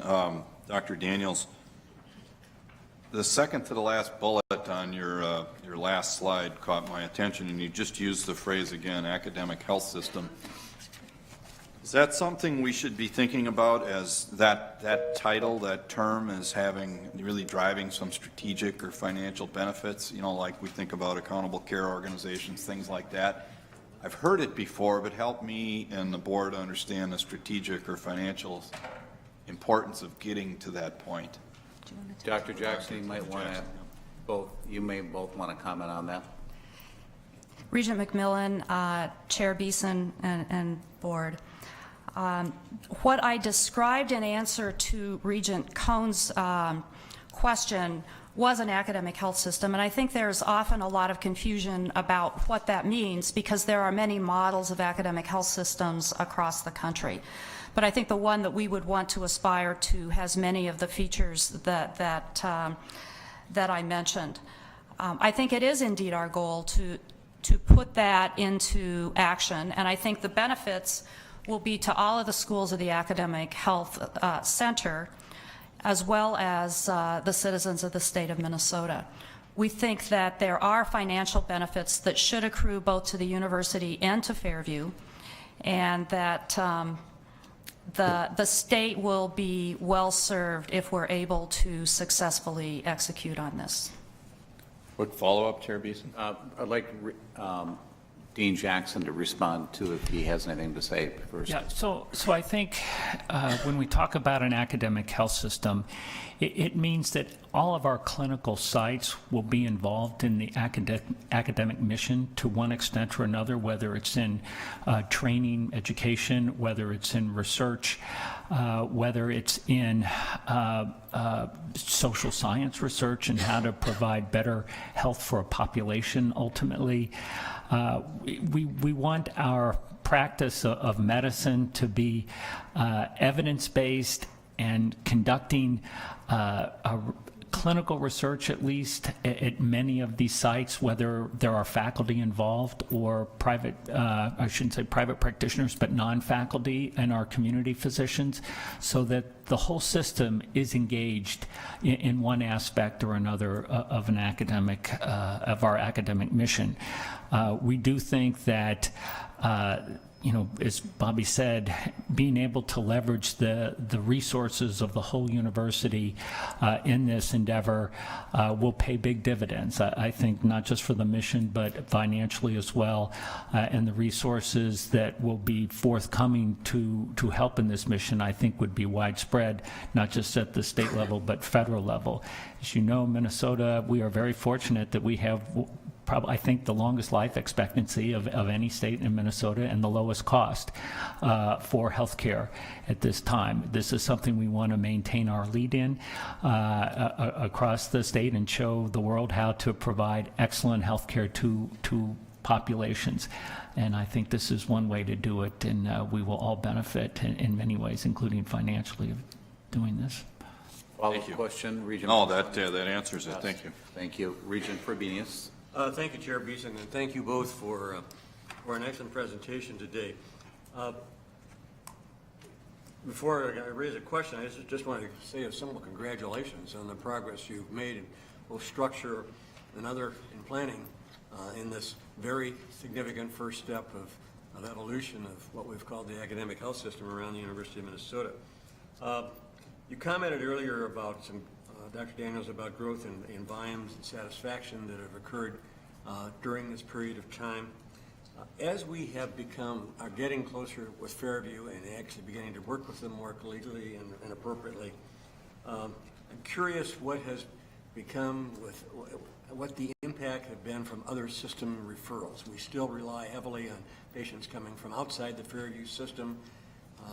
Are we seeing a continuing growth of market share in the out-of-system referrals from metro areas and other facilities? Are we seeing a little backlash to us getting closer to Fairview? How is that playing out? Dr. I don't know Daniels. how far you can go in a public meeting, quite frankly, on that topic. Dr. Daniels. Regent Fabinius, Chair Beeson, and Board. UMP garners about 80% of our patients from non-Fairview sources. And as we have grown and received more referrals from Fairview, that number has remained unchanged. So we've been very fortunate. We actually have been able to sustain and grow market share in most areas. Again, we feel grateful for that, and I think that's a tribute to the faculty and their productivity. Our relationship with Fairview, though, is really a two-way street, and so it isn't just about UMP's growth at UMMC, and an important part of the growth that we've been able to contribute to the Fairview system might be evidenced in the growth of cardiovascular surgery at Southdale. So a community hospital where our physicians have been able to go to practice. And likewise, though they bring patients in from broader than the traditional Fairview referral sources. But as you allude to, maintaining those referral sources as we become closer to Fairview will likely be a challenge in the future. Regent Simmons. Thanks, Chair Beeson. I usually recuse, so there would be no perception of conflict, but today I didn't, since I would be the only person in Minnesota who had to hide in a bathroom while you presented, since it's a public meeting. But I'm glad I got to be here so that I could sort of share in the celebration and congratulations on what you've accomplished to date and where you're headed. Thank you, Regent Simmons. Regent Devine. Yeah, thank you, Chairman Beeson. I too want to echo, the success of what we've done to move this forward and bring all of this together. I said yesterday in the special committee meeting that the meeting yesterday, the presentations now, and the work that we're doing is probably some of the most important that I've been involved with, and many of us here on the board, in terms of setting the tone and setting the future of where we're going with our mission here in the medical areas. And I also should note, addressing the issues that impact us relative to ACA and the issues that you laid out yesterday on the matrices, Dr. Jackson, were superb in terms of very, very specific matrices and guidances that you've got to work within your staff and the various people. And it's a very impressive step forward in terms of what we're going to be doing. The question I have really kind of ties to one of the slides. When you had this steps forward slide, you had the creation of an interpersonal educational task force, which touched the academic health, Fairview, and UMN Health. And my question really is really around how are we doing really on the cultural integration, the pieces that we started before, and how do you see the cultural, all the various cultural things coming forward to make the plan kind of come into place to make it all happen?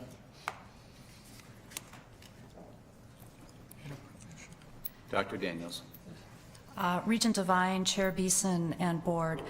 I think as you all know, we are one of the national leaders in interprofessional education, and so we have a lot of resources to so to speak, bring to the table in order to enhance both how we practice in an interprofessional way as well as how we educate and do research in that way. So I think we have a lot of opportunities. The cultural differences, I think, are becoming less apparent than they might have been 5 years ago. I think as we look at various shortages in healthcare providers and realize that if everybody does the job that they're most trained to do, that will allow everyone to function at the highest level of their license, better use their existing skill, and better serve the community. So the cultural change there will be some cultural change required, but I think the brightness of the possibility of a truly interdisciplinary care model is exciting to everyone. Thank you. With that, I'm going to conclude this presentation. I know we could go on for quite a while longer. Thank you for the work and the presentation today, and I encourage Regents to talk to either of the presenters individually if you want to follow up. Thank you. Regional Mari? Thank you very much. Next, we have a presentation.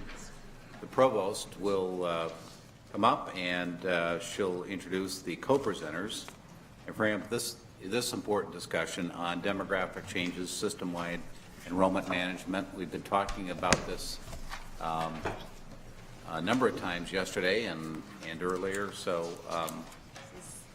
welcome everyone and make yourself comfortable.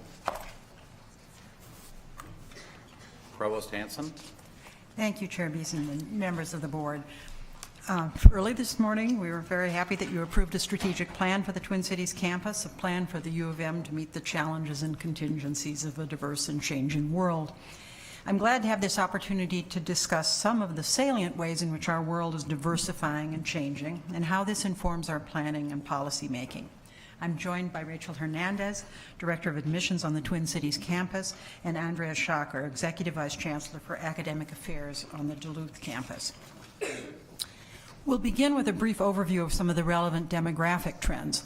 I expect many of these are familiar to you, so we'll spend the majority of our time discussing the more crucial aspects of this topic. What do these forces mean to the university and our students, and how do these trends influence our academic planning? Of course, the world is always changing, and we need to anticipate and respond to how it's changing.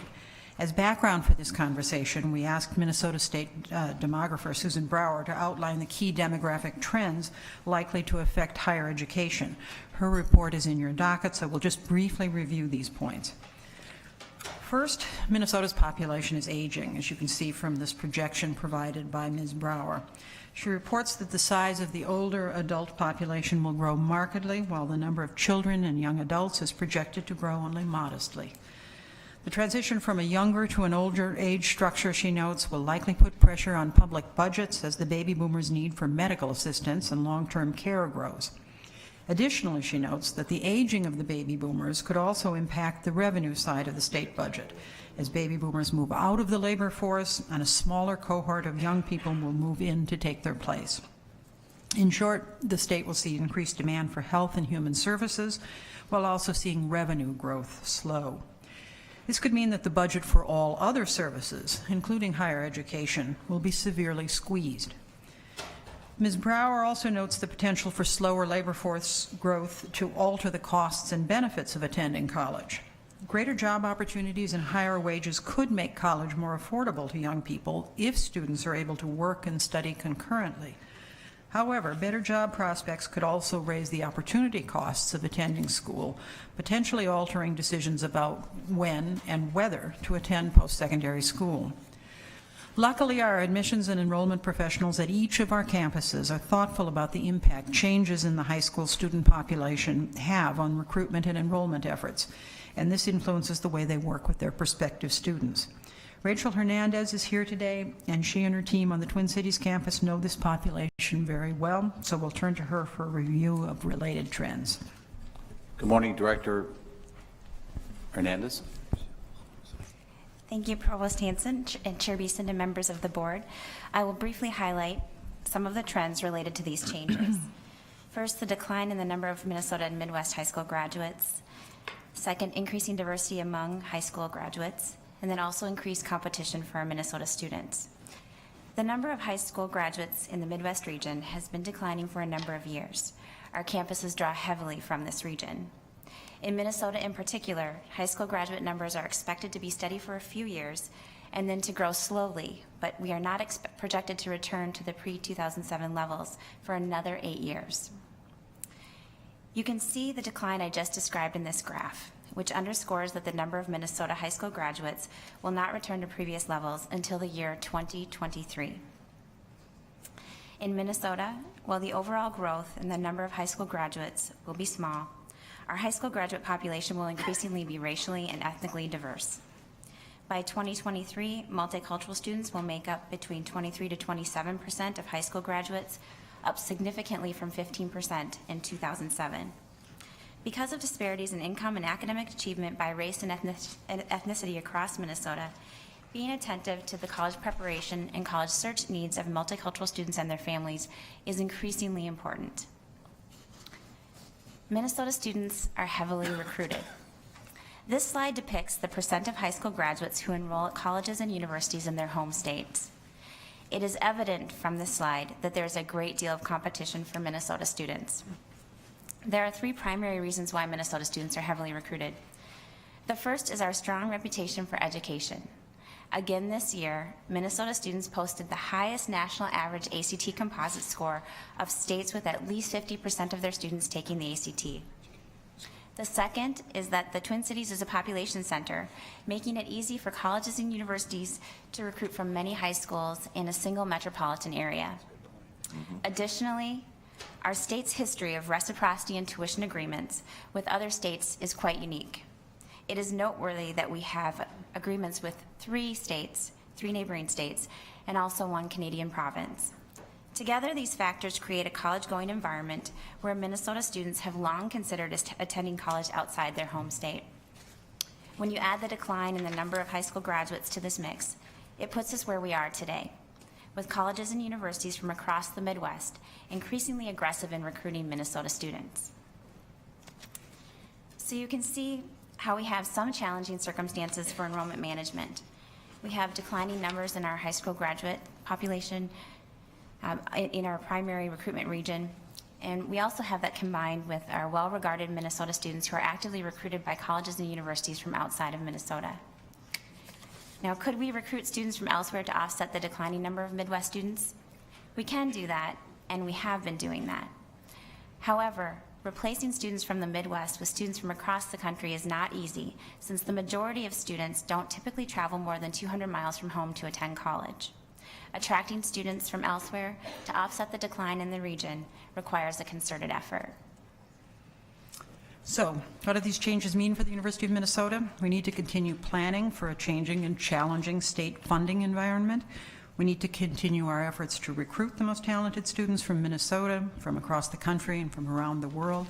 We need to develop those talent pools. We need to continue to enroll a student body that reflects the diversity profile of the state. And we need to continue addressing state, national, and global workforce needs. I say we need to continue to do all these things because we have been attending to these kinds of trends for some time, as Andrea Schocker and Rachel Hernandez will now describe for you. Good morning. Good morning. Thank you, Provost Hanson, Chair Beeson, members of the board. I'm pleased to outline how the university has responded to recent and projected demographic trends and to assure you that we are well positioned to continue to fulfill our academic mission. We'll take a brief look at 3 key themes today. The first one is that we prepare all of our students for living and working in today's communities and in the more diverse communities of the future. On all 5 of our campuses, the general or liberal education requirements for undergraduate degrees are designed to prepare our graduates to lead productive and socially responsible lives in a diverse and rapidly changing world. Although the shape of the requirements and the specific terminology vary by campus, 3 thematic areas are among those required of all our undergraduate degrees. These include international perspectives, knowledge and competence across cultures, cultural diversity and social justice in the United States, and civic responsibility and ethical implications of ideas and actions. Our academic programs at all levels, undergraduate, graduate, and professional, are constantly evolving in response to changes in societal needs, to new and emerging fields of knowledge, and to the changes in the groups of students we are serving. For example, Crookston is currently planning 3 new degrees, one in agricultural education to meet a growing workforce need, one in international business that'll be both on campus face-to-face and online, and a degree in English with a focus specifically on multicultural literature. The Twin Cities campus has new post-baccalaureate certificates in global health, and Duluth has a new online Bachelor of Arts degree in tribal administration and governance. learning opportunities in the classroom, through co-curricular activities, through community engagement, study abroad, and through daily interactions with the diverse students on our campuses and in our communities, help all of our students acquire the skills and cultural competencies that they'll need to become adaptive, lifelong learners. Our next theme, our academic programs are developed with an eye on state, national, and global workforce needs for today and for the future. We continually evaluate our programs to meet these evolving student and workforce needs. The University of Minnesota plays a critical role in addressing future workforce challenges. Our state needs highly educated citizens to fulfill the needs generated by the new knowledge economy, and we are responsive to the concern of employers and our state and national government agencies. For example, Crookston has developed online courses in response to requests from companies along the I-94 corridor. These courses serve working adult learners. With the international business degree added, they will have 14 fully online degree programs. The Twin Cities campus has developed and revised curriculum programs in response to the rapidly changing developments in cybersecurity. The university has also responded to the demand for more individuals well-versed in the STEM fields, science, technology, engineering, and math. Morris faculty have received grants from the National Science Foundation to support and encourage American Indian high school students to enter the STEM fields. The number of STEM undergraduates we produce system-wide continues to grow. For instance, at the Duluth, we have had a 13% increase in engineering students in the last 5 years alone, and we continue to look ahead to build the infrastructure to support this demand. Our graduate and professional degrees system-wide provide cutting-edge professional education. We've proactively responded to the growing demand for healthcare providers and new emerging fields in healthcare. Rochester is a unique niche-based campus focused on undergraduate healthcare education with programs to support students from many different backgrounds and cultures. The Twin Cities and Duluth campuses expanded the pharmacy program to better meet the needs of pharmacy care in rural Minnesota. The Twin Cities campus has developed curriculum and programs in biomedical devices, health informatics, healthcare policy, and many emerging fields. Also, as a public research university, we play an important role in building the pipelines to ensure the future development of a diverse faculty workforce. Finally, we are supporting the success of students at all levels while adapting to meet the specific needs of particular subgroups of students. Our student support programs are student-centered with the goal of supporting students towards completion of an academic program, whether it's undergraduate, graduate, or a certificate. Our goal is to continue to improve how we serve all of our students. As part of that goal, we study our performance levels in all of our programs. We ask questions such as how many of the students we admit complete our programs? How long does it take them? If they don't complete, do we know why they left? What's their level of satisfaction? Are there particular groups of students that have higher or lower success rates, and do we know why? And how do we best focus our limited resources on those efforts most likely to improve student success? For example, Morris has focused particular effort on serving the 300 students, that's 17% of their student body, who are American Indian students. Duluth has developed a brand new peer mentoring program for transfer students to support them as they transition onto campus. Crookston leverages its small campus environment to foster students' sense of belonging and community. The Twin Cities campus formed the Council of International Graduate Students to respond to issues specific to those students. Twin Cities campus has also researched why students have left and used the results of that Levers study to guide programming for out-of-state students and commuter students. Our campuses all use national student experience and engagement surveys to gauge student satisfaction and develop specific initiatives to support their student success. System-wide, we analyze the effectiveness of institutional financial aid for Minnesota resident students and increasing efforts around financial literacy, particularly for our lower income students. I hope this summary has assured you that our academic programs continue to be future focused. We're educating students not just to enter their first job, but for their whole career.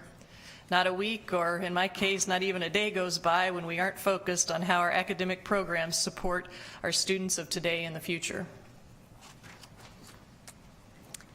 Chair Beeson and members of the board, just as the university has ensured that our academic programs are future-focused, the U of M campuses have been proactively working to implement recruitment efforts to address the changing demographics of high school students in Minnesota and across the region. I will take just a few moments to share some strategies and examples of the efforts used by the U of M system to ensure our future focus and the university's enrollment vitality. strong commitment to Minnesotans. As we've experienced a decline in the number of high school graduates, we focused on ensuring that Minnesota students remain the university's top recruitment and enrollment priority. Our enhanced efforts build on a strong foundation and history of efforts focused on students from our home state. As an example of this, the Duluth and Crookston campuses have regional recruiters living and working in the greater Minneapolis and St. Paul area to expand and to enhance the recruitment of and outreach to Minnesota students. The Twin Cities Campus Merit Scholarship Program gives preference to Minnesota students, awarding scholarships to recruit students from across our home state. Crookston is developing a collaboration with 2- and 4-year colleges in northern Minnesota to increase its pipeline of transfer students. Similarly, the Duluth and the Twin Cities campuses have implemented efforts to make it more seamless for Minnesota community college students to transfer to the university. The Rochester campus is partnering with the Mayo School of Health Sciences to attract and prepare students to meet the state's future healthcare workforce needs. And the Morris campus hosts on-campus events for Minnesota school counselors to inform them about the distinctive Morris student experience, as well as to demonstrate the campus's leadership in renewable energy. Expanded national recruitment is our next strategy.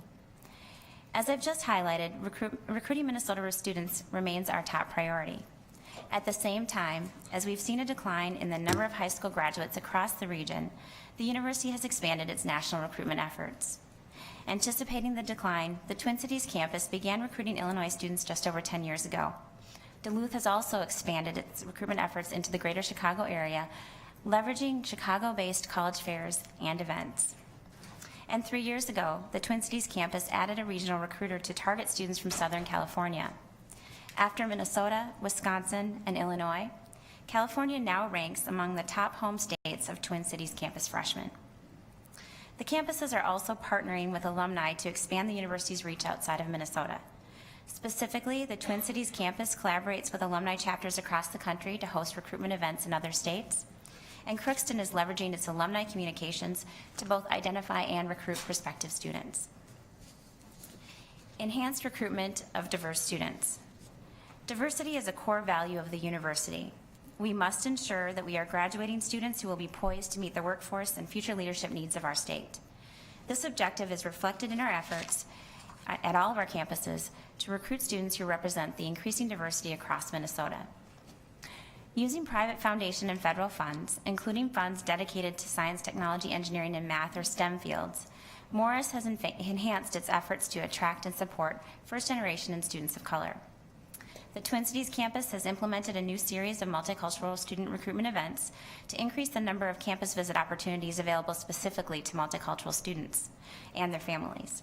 And the Twin Cities campus has implemented a number of workshops at high schools across the state and community colleges to encourage multicultural students to consider and apply to the university. The Rochester campus is partnering with Minnesota high schools that have significant populations of students of color to promote the Bachelor of Science in Health Professions degree. Similarly, the Twin Cities campus has created a recruitment and outreach position to increase the campus's presence and visibility in schools with high populations of multicultural students. In addition, admissions counselors from all campuses partner with the Minnesota Association of Counselors of Color to participate in college fairs across the state, which are focused on the recruitment of multicultural students. And finally, system-wide collaboration. There are a number of system-wide efforts underway, but there are a number of new collaborative efforts to be launched yet this fall. In anticipation of the decline in the number of high school graduates across the region, the university implemented the Share My App program to make it easy for students to consider and apply to all of the University of Minnesota campuses. Through this program, students don't have to submit multiple applications. Rather, they can easily share their Twin Cities campus application with any other U of M system campus for admission consideration. The system-wide collaboration will be expanded even further this fall. Next week, actually, we will launch a system admissions webpage to promote all campuses. In November, a university system brochure will be mailed to all Minnesota high schools and also available online. This effort will showcase the over 290 academic programs and majors offered by the U of M system. Additionally, in November, the admissions offices from all campuses will come together to host University of Minnesota system information sessions for students and school counselors. These first events will be held in St. Cloud and Bloomington with plans to expand to other parts of the state in the future. The university has been paying close attention to the changing demographics of high school graduates across the state and our region. The system campuses have developed recruitment and enrollment efforts that are strategic and future-focused. We've implemented strategies that include a strong commitment to Minnesota students, expanded national recruitment, enhanced recruitment of diverse student populations, and we are also working to increase system-wide recruitment efforts. These strategies position the university for continued enrollment vitality. As you can see, we have robust academic and recruiting strategies that position the university to be responsive to the changing demographics. I want to conclude by briefly touching on concerns about the state's future capacity for adequately investing in the university. We noted that the state budget might eventually be squeezed by the inversion of the age pyramid, where there's a smaller population of working young people and a larger population of aging citizens needing services, and that in turn is likely to put pressure on tuition, as cuts in state support have in the past. This has been discussed with the board at length, most recently during last December's tuition and financial aid policy work session. But it's important to underscore that we're not only attending to the financial health of the university. There are myriad ways in which we work to support our students' financial health as well, and thus ameliorate some of the pressure on individual and family pocketbooks. Beyond our comprehensive financial aid strategy, including the centerpiece You Promise program, student financial health is a primary reason to focus so much attention on four-year graduation rates. In addition, efforts such as Live Like a Student financial literacy programs are crucial. The Live Like a Student program, which was recognized by the President and First Lady at the College Opportunity Summit held earlier this year in Washington, includes lessons in saving, spending responsibly, and making wise credit choices. It teaches students, as one of the campaign posters memorably says, how to live like a student now so you don't have to later. So, Chair Beeson, members of the board, we hope this presentation suggests our vigilance about demographic trends and the ways in which they influence our planning. We'd be happy to discuss any questions you might have. Thank you, presenters. I know there'll be some questions. Let me start one out. And Director Hernandez, thank you. You're balancing a great number of priorities and pressures with different strategies. One of the concerns I've had is sort of anecdotally that we, and it goes back to your first slide about how many of our students are recruited out of the state. But if you look at our highest achieving high schools, it strikes me that we're not getting as high a percentage of those kids that we are, for example, with the second tier of high schools, and they're most heavily recruited. They're leaving to go to the coast or wherever. But do we have strategies for, you know, the SBAs, the BRECs, those schools and what percentage of those kids are we getting into the University of Minnesota? Chair Beeson and members of the board, I can speak to the Twin Cities campus in particular on that question. Related to some of the private institutions or the private schools that you've mentioned, we are actually increasingly attracting students from those schools for a number of reasons. Certainly our campus experience, our retention or graduation improvements, and also the programs that we offer students, but also the fact that students are increasingly looking at public universities for their first education. We are seeing increasing numbers of students enrolling from those schools. At a couple of those schools, as an example, we're typically seeing about 5% of their high school class. In some schools that could be 8%, in other schools that might be 2%. We are working very, very closely with the school counselors at those schools, and increasingly we are seeing numbers of those students visiting our campus. Next week we have a number of students coming from those schools with their families to look at the university and experience the university. I think when you ask about the strategies that we use, I would answer that we are really focused on meeting students where they are at, making certain that students can see opportunities here and showcase the benefits of a University of Minnesota education. But we are spending a lot of time with school counselors, with parents, with students, both in their high school buildings and also on campus. Thank you. Regent Frobenius. Thank you for what I consider to be one of the more important presentations to this board. I think this is a significant set of issues wrapped up here that are really kind of important to me. And I've got several questions, and I'll try to lump them all together into a couple of topics, and we can see whether anybody wants to go to it. What hit me the most out of this discussion was its proximity to our budget request and the similarity of two charts. The chart in the budget request says that we're asking the legislature to fund the university in 2017 at the same level that they did in 2008. And then on page 230 of this presentation, we have a chart that says it'll be 2023 before we have the same number of high school graduates that we had in 2008 coming out of the state of Minnesota. And the cynical person could look at that and say, well, why are we why are we restoring the financial support of the university at a time that the student demand in the state is down? So how do you deal with that issue? A fair number of the strategies that we're talking about, it strikes me, are going to add to our costs. I mean, recruitment is not free. It has a significant expense. We're sort of flat this year on the ACT scores and standing of our freshman class after a period of a number of years of growth.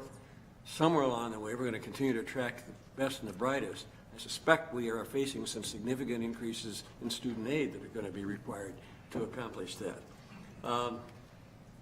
We're under pressure, and we are responding to that to decrease or increase our out-of-state tuition. Yet a fair amount of what you're talking about is programs designed to do so. Now, granted, we're low on the pecking order of out-state tuition in comparison to competition. That being said, raising price at a time you're trying to increase use by a group of people strikes me as being a little challenging. So, I'd like to, so if you could wrap it up, please. Yeah, okay. We've got 6 other regions that are, all right. Thank you. Anyway, I appreciate sort of any comments about those cost and financing issues and the sort of public perception issues associated with my points. Chair Beeson and Regent Frobenius, that is very complicated. One of the things we want to emphasize is that when students come to a place to go to college, they often stay there. So there's a benefit to the state of Minnesota in looking closely at the places in the U.S. where the population is growing. On the pricing issue, while it's in general true that there's obviously great price sensitivity, but we are significantly out of line in the cost in out-of-state tuition, and we do have some reason to believe that raising that to something that's more in line with our peers is not going to hurt us in comparatively in recruiting. I was bundling a couple of answers there. Are there other things that are salient there that I haven't noted? I put the topic on the table, and I think that's where it should lie at this point. It may raise itself again as we go around the table. Regent McMillan. Thank you, Chair Beeson. I'm going to pass on the question, which picks up on a few pieces of Regent Frobenius's commentary, and just throw out a thank you. There's a lot of strengths in our system, and I'm really, really pleased to see that you're bringing a system approach to how we look to the students of the state, and that's just vitally important. The campuses around the state can really help us meet a lot of what the state expects of us, and that piece that you went through, Director Hernandez, is really important. Thank you. Thank you, Regent Broad. Thank you, Mr. Chairman, and I have 2 comments and 1 question. The first one, the system focus, I think, is critical, and I'm really excited about the strategic direction that you're going related to that, so thank you for that. Also, being right in the middle of trying to make these determinations for a very particular high school senior, I wanted to also thank you for your tours. We've been on 12 different tours at 12 different places, and by far the University of Minnesota gets it right. And it's very specific to the interests of the kids, and from a kid who wants to get in the health careers, it was just absolutely phenomenal. So I just wanted to make sure that I thanked you for that as well. Lastly, my question is a specific question, and maybe you don't have the number. If not, I would love to have it at some point. Related to the system-wide approach, how many of our students apply at one and end up at another? I'm trying to figure out how how you're looking at grabbing as many students as possible who want to be a University of Minnesota student but don't quite get in or don't quite know which one. Do you know that number? Director Hernandez.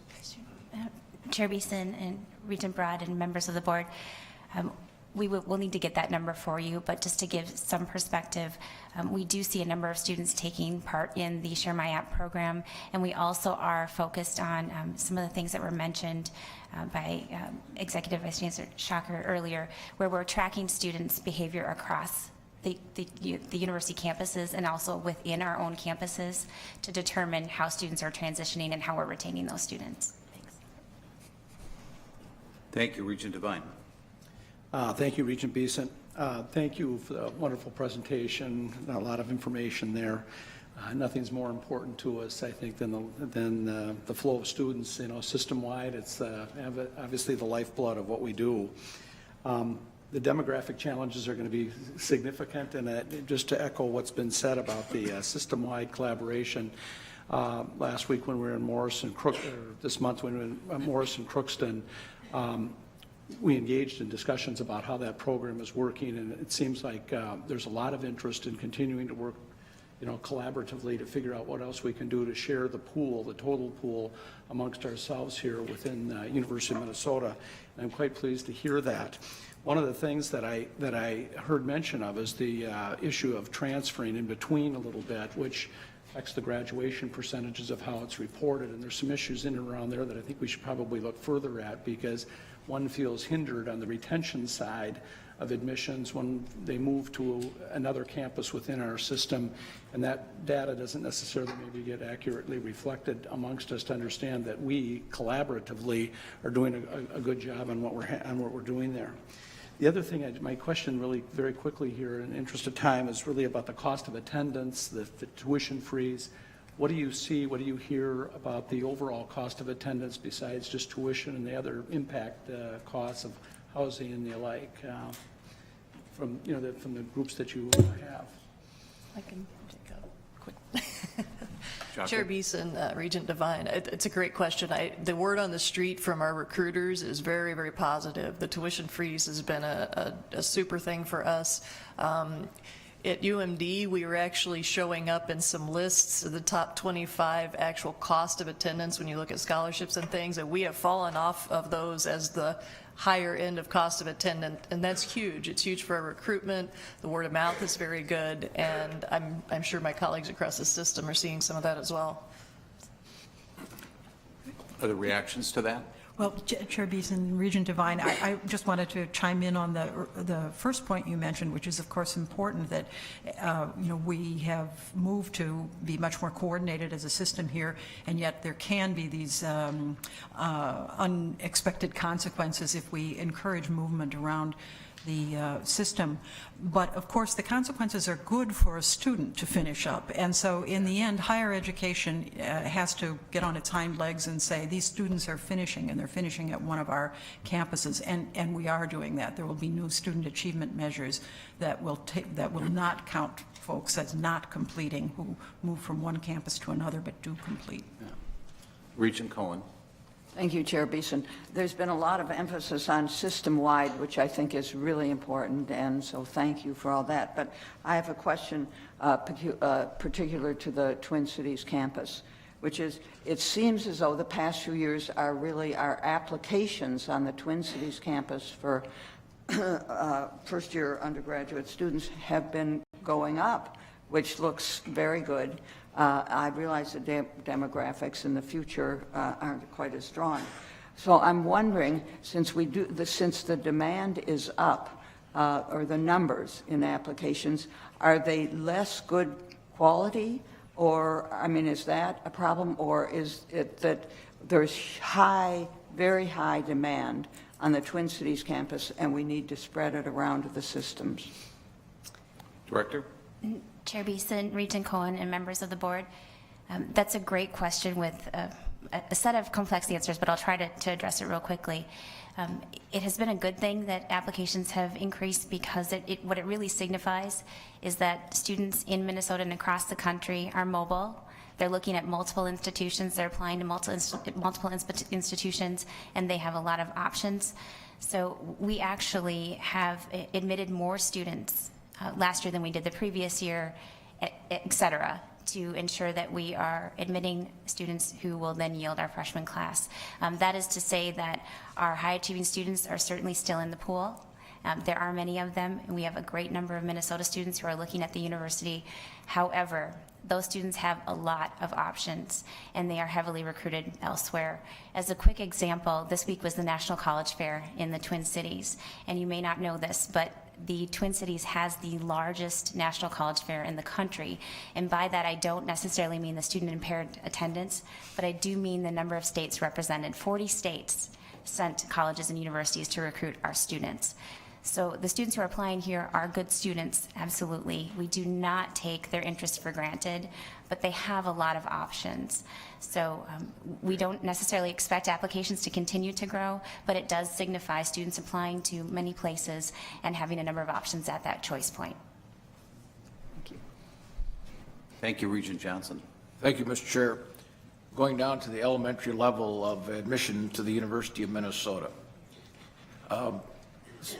I read and I'm told there's 46,000 applications, of which 16,000 make the first cut, if you will, of which 5,530 are in the freshman class. I'm sure you look, my question is, how do you get from the 15,000 down to 5,530? You look at the GPA, ACT, and what are the discriminators? Because 1 out of 3 is going to gain entrance. Director? Chair Beeson, Regent Johnson, and members of the board, in terms of admission, excuse me, last year the Twin Cities campus received just over 44,000 applications. We did admit over 20,000 students. And what happens in our review process is that we review students very carefully to look at their academic preparation and then a number of other factors. What happens at that point is that once we've chosen the students who are admitted to the university, they then have the opportunity to choose us. So when you look at the number of students who are actually enrolling, we're seeing anywhere from 25 to 30% of our students who have been admitted actually then coming here for their freshman year. Thank you. Regent Omari? Thank you, Chair Beeson. Thank you all for the presentation and the work. I'm highly interested in continuing the conversation about our role in pre-K through 12 preparedness as folks are coming into the U. I'm also interested in, I don't know exactly how to frame this, but I'm thinking about the role of admissions in the relationship with alumni relations to have the parent interaction, which then heavily influences the student that is looking at the school. And in addition to that, the non-alumni. So the transplant who came to work for 3M from Hampton University and never left the Twin Cities but has no direct relationship to the U.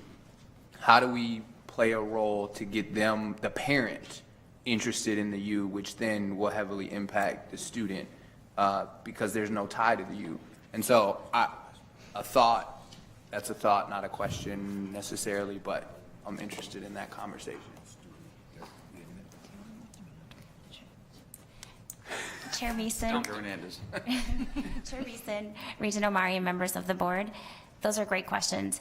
And in response, I would share that there is a renewed significant interest in collaboration across campus, not only among different units and offices, and we're seeing this at all of the campuses, but also with the foundation and the Alumni Association, and also with folks who are doing community outreach, whether it be with K-12 or doing work at the career services side, working with companies and organizations.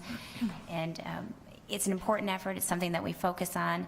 And I would say that what we're trying to do is leverage the experience, the actual experience, the authentic experience of our students and our alumni, and have as many touch points with folks who can influence those student decisions as possible. There are a number of activities that take place with companies and corporations that promote what's happening with our students.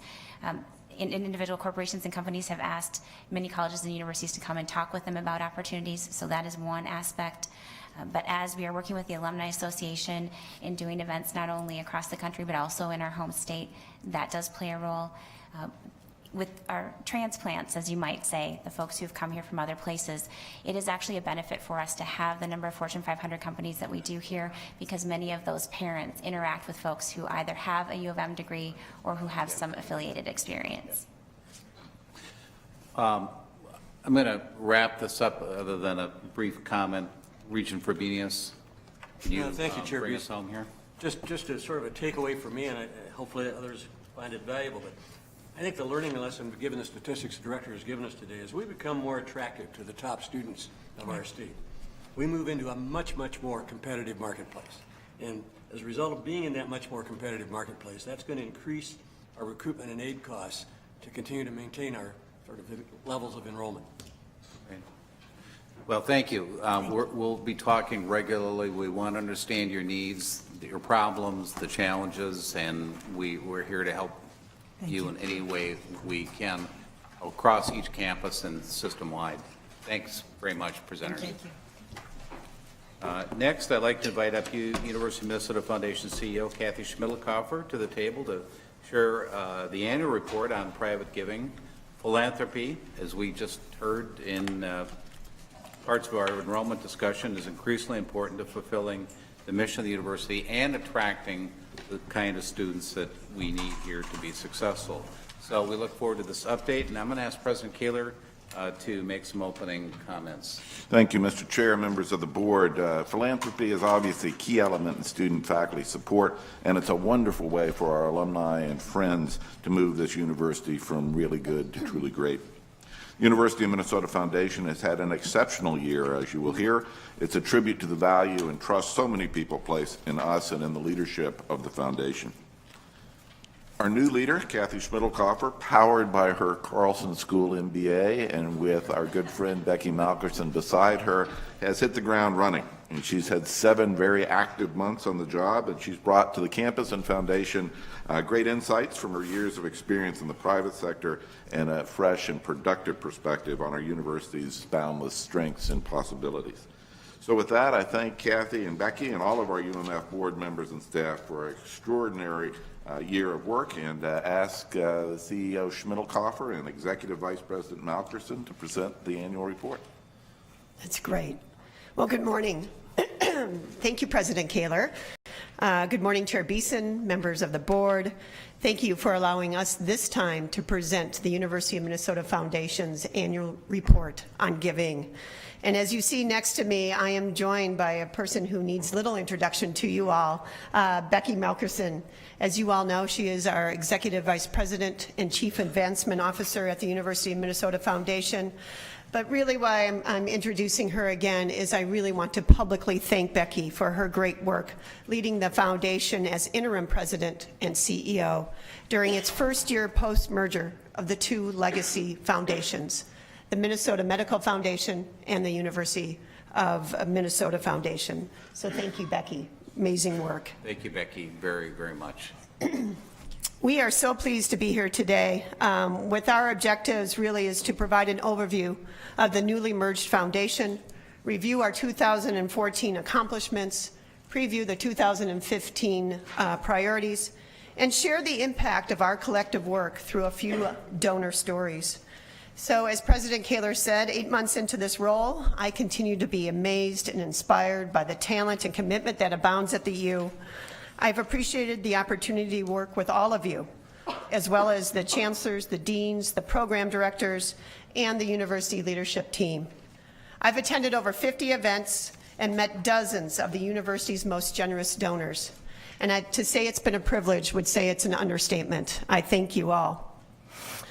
Our donors and supporters come from very different places and walks of life, yet they share a common passion, the University of Minnesota. And I think this is a great place to start with a powerful donor story. Well, thank you, Kathy.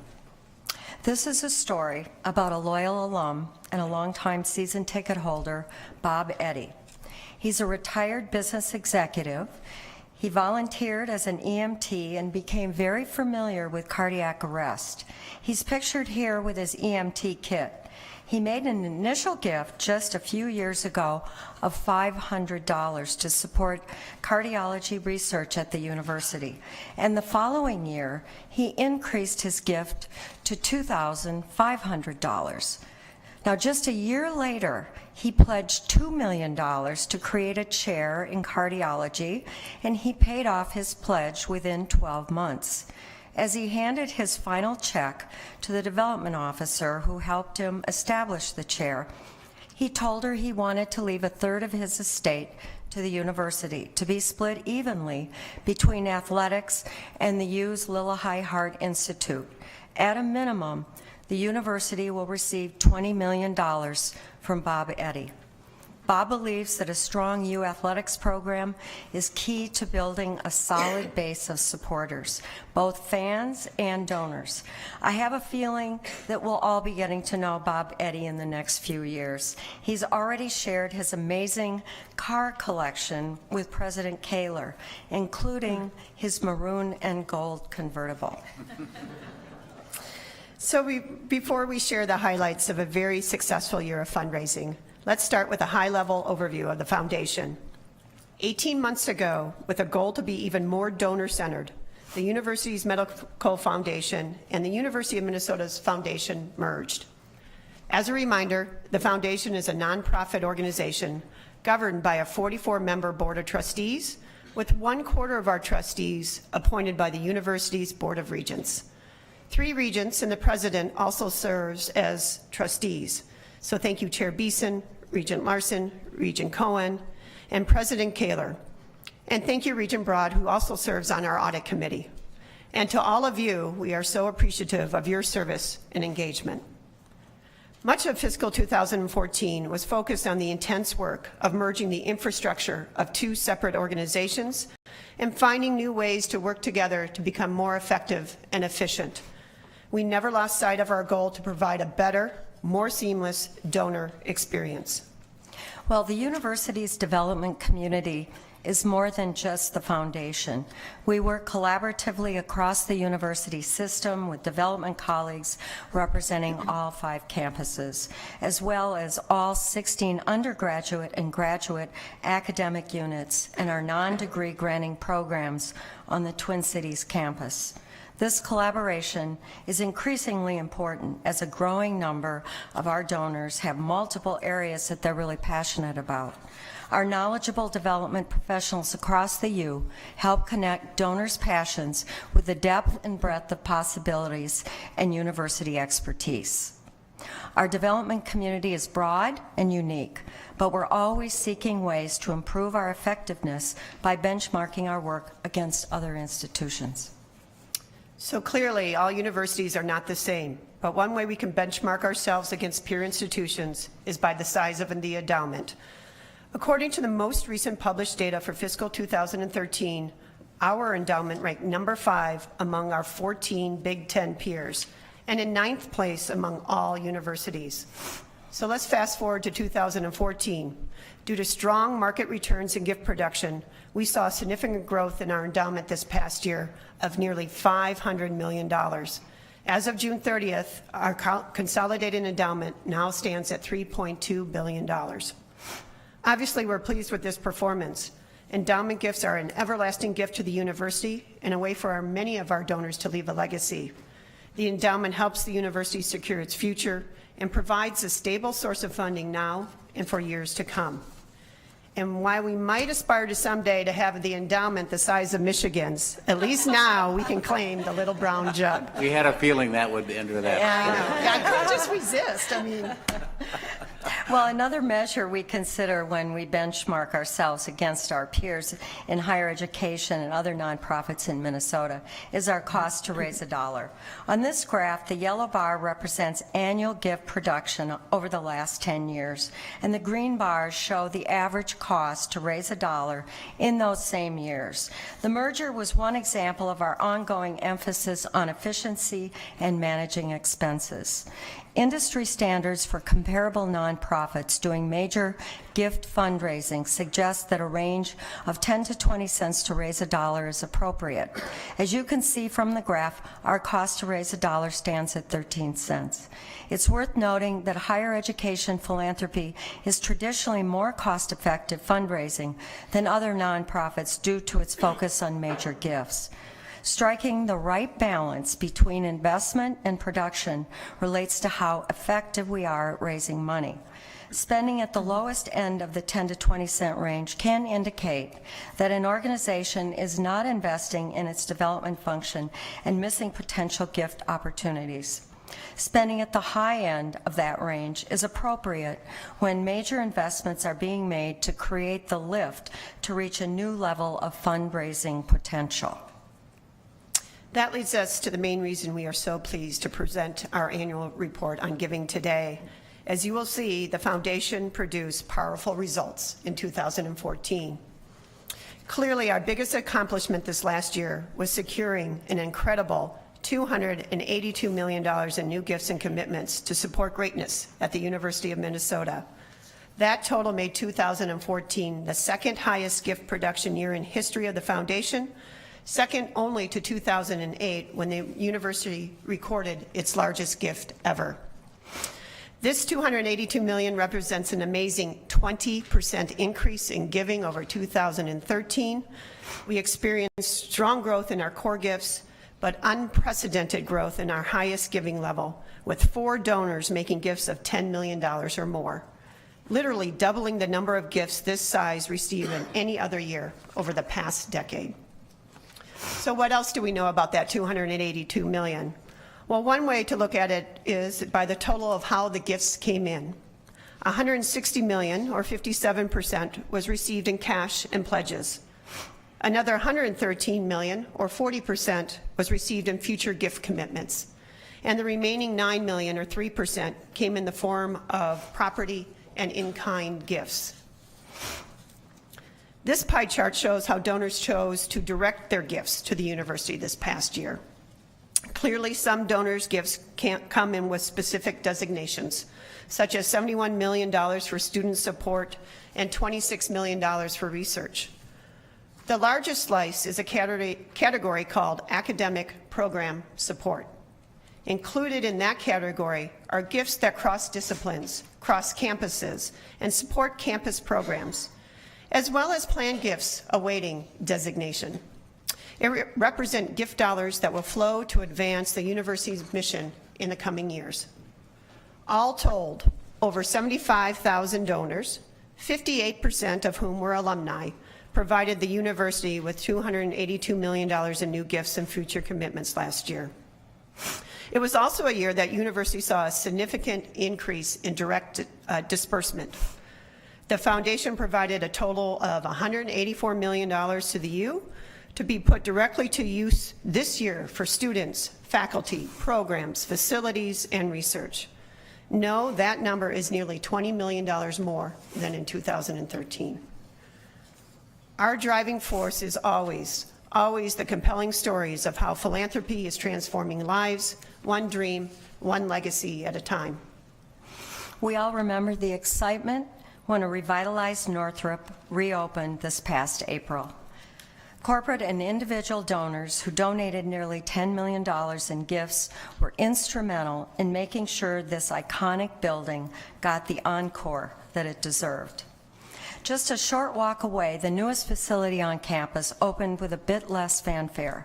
The new Physics and Nanotechnology building is home to researchers studying everything from the tiniest nanoscale devices to the largest questions about the origins of the universe.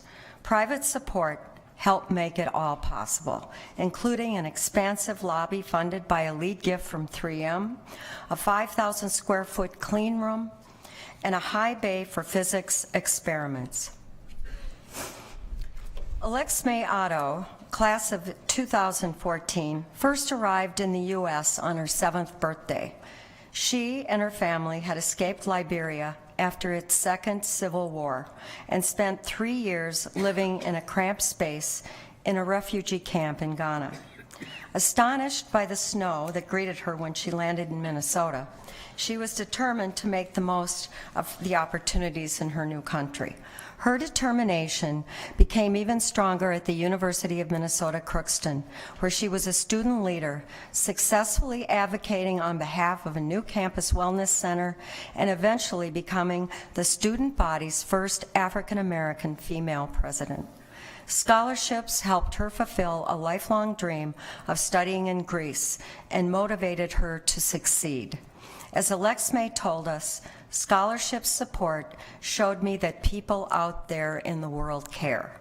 I'm fulfilling my own dreams as well as the dreams of people who couldn't make it to the U.S. Tyler Grant grew up in the southern Texas town of Corpus Christi, with parents who are both entrepreneurs. Corpus Christi is also a military town, and Tyler was inspired to apply to the United States Naval Academy. With a BS in English and a commission as a naval officer, Tyler completed training with his wings and flew helicopters for the Navy. To show their gratitude to U.S. veterans and active military personnel like Tyler who have served our country, Vietnam veterans and Carlson School alumni Bill Walter and the late Bill Van Dyke initiated a new fellowship fund. Donors to the Military Veterans Initiative at the Carlson School have now given nearly $10 million to support those who serve our nation as they transition back into civilian life. 9 veterans have now graduated from the Carlson School with support from the program, and 36 more are in their first or second years of studies at the Carlson School. And finally, a story that brings us full circle with someone who first came to the U when she was just a toddler, treated for bone marrow cancer at the U of M Children's Hospital at age 2. Mariah Berner lost her leg, but won her battle with cancer. Mariah, who was adopted as a toddler from China by a single mother, is now a freshman on campus this fall, interested in exploring a career in pediatric oncology. Thanks to a Book Family Scholarship, she'll be able to make the most of her time on campus and continue volunteering at a local hospital or clinic.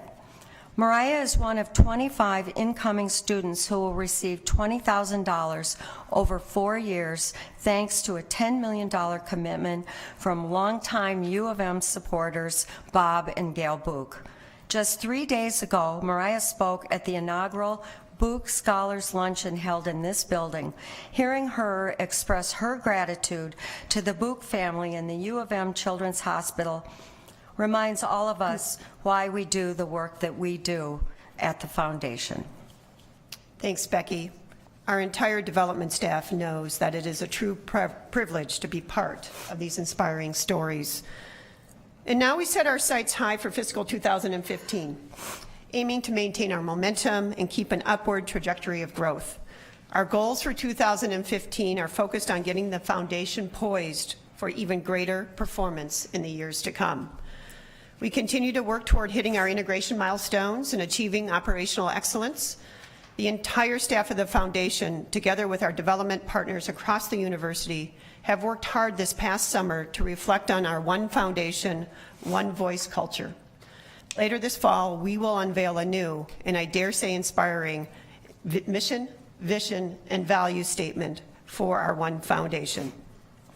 As we close out the first quarter of fiscal 2015, we are pleased by the momentum we are seeing.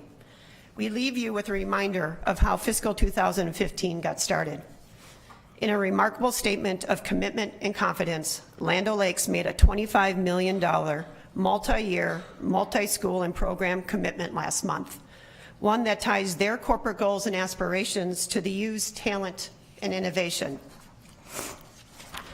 It sets the tone for more creative strategic partnerships and new ways of thinking across the university. 1 in 5 Land O'Lakes employees at their Arden Hills headquarters is a U alum. As Land O'Lakes CEO Chris Policinski said, we are pleased to be partnering with the university to help create a holistic student experience that equips graduates for a competitive marketplace. but also inspires the well-rounded talent necessary to meet the challenge of feeding a growing global population. I want to personally thank all of you for the support you've shown me and the foundation since I arrived earlier this year. On behalf of the entire university development community, thank you for what you do as ambassadors for this great university. We look forward to our continued partnership in supporting greatness at the University of Minnesota. I would welcome any questions or discussion. Thank you, CEO Schmidlkoffer and Ms. Malkerson. Any questions? I'd like to recognize Regent Simmons, who's done a great deal of work with the foundation and among all of her other accomplishments here on the board. She's spent a significant amount of time on the foundation board, and I'm sure has perspectives and a big view. Well, thank you for acknowledging my itty-bitty baby piece in the wonderful effort. It was a true honor and privilege and great pleasure to serve. I'm just going to make a remark. Thank you, thank you, thank you. This is such extraordinary performance, and it's so extraordinarily important. We shouldn't look at a strategic plan like the provost and president presented today without knowing it couldn't happen without the work you do. And we couldn't attract the students who are going to succeed here. We couldn't serve Minnesota without the work you do, so thank you. Thank you. Other comments? Regent Cohen, anything today? I know you've also been a great participant on as Regent Larson over a number of years. Some perspective? Yes, thanks, Chair Beeson, and thank you for all the work that you do. And I just want to underline how remarkable the gift production of last year was, not only being the second highest in the history of the foundation, but also this is during the time when the two foundations merged. So it's extraordinary, and I think that's important to underline. Regent Frobenius has an adage about last year's stretch goal becomes Last year's outstanding performance becomes next year's minimum standard. These guys don't need that kind of motivation. They're blowing the top off the world and making this university the greatest place it could possibly be by the result of your outstanding efforts. Okay. Regent Broad. Thank you, Mr. Chairman, and thank you both for the presentation, but all your work. And I just, one of the things that I've learned over the last 3 years serving on this board, I always knew the importance of philanthropy in all walks of life, and especially in this university. But I think what people sometimes don't understand is that the money doesn't just jump out of the wallet or out of the trust or off of the tree. The vision is set, and then there's a ton of work that goes on to actually execute on that vision, and then to receive the dollars, and then to make those dollars make the impact that the donor really wants. And so I just wanted to, highlight that process of how the dollars end up helping the people that they're meant to help. And it couldn't happen without what you guys do. And so I've learned that very clearly. I thank you for helping teach me that. But I think it's something that we all should recognize as well. Thank you. Thank you, Regent Broad. Regent Devine. Thank you, Regent Beeson. Again, let me just echo the sentiments that have been said already about the wonderful work that both of you have done. I've had great pleasure in spending time with both of you, watching you in action. You both are superb in what you do. My little comment and question on the numbers there, I guess it's the first time I've really seen the number in writing there. I've heard it, I guess, but the 75,558 donors, I know there's been discussion about trying to add to that base of people, particularly in looking at some of those younger ages. Do either of you have any comment or maybe share any insight with us about what we might be doing to broaden that base, particularly younger people? CEO Schmidlkoffer. Chair Beeson, Regent Devine, other members of the board. I will comment, and then I will ask Becky to fill in as necessary. As you've noticed, over 75,000 donors contributed to that $282 million. We are excited about the future.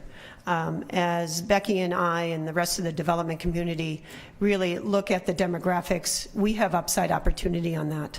As noted, only 58% of that number was alumni. So there's still upside potential in terms of penetration of our alumni, not only here in Minnesota, but another key area for us is geography.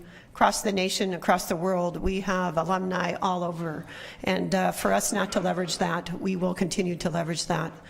I would also say, as most of you know, I come from an economic development background as well. And the importance of mining beyond alumni is extremely important.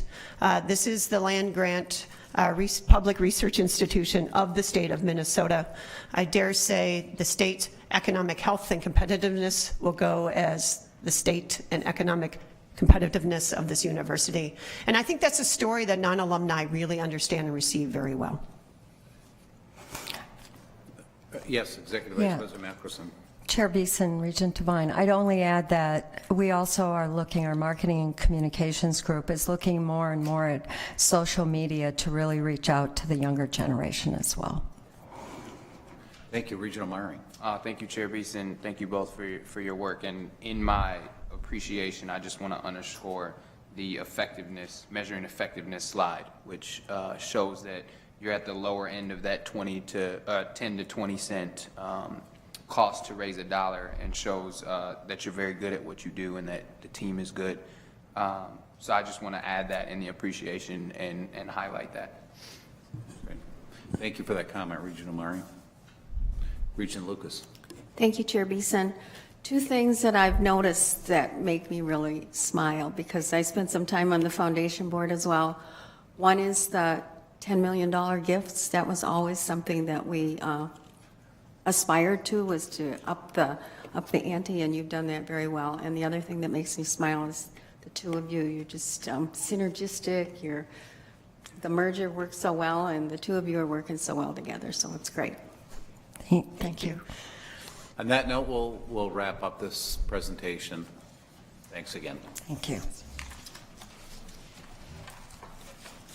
General Counsel Donahue is next regarding a Board of Regents policy attorneys and related services. We discussed proposed amendments to several of our policies at our July 9th, 2014 board meeting. I'd like to invite Bill up here to take the table if you have any questions or final comments before we vote on adopting the proposed amendments. Well, Chair Beeson, members of the board, these pale in comparison to the success of the foundation.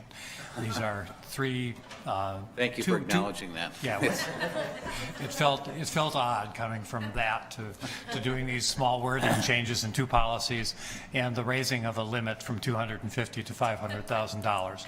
You have reviewed them in July. We recommend approving them. You can do that either talking individually on each policy, or you can do all three of them together. I'm more than happy to answer any questions you have or to talk about it further if you would like. Regent Frobenius.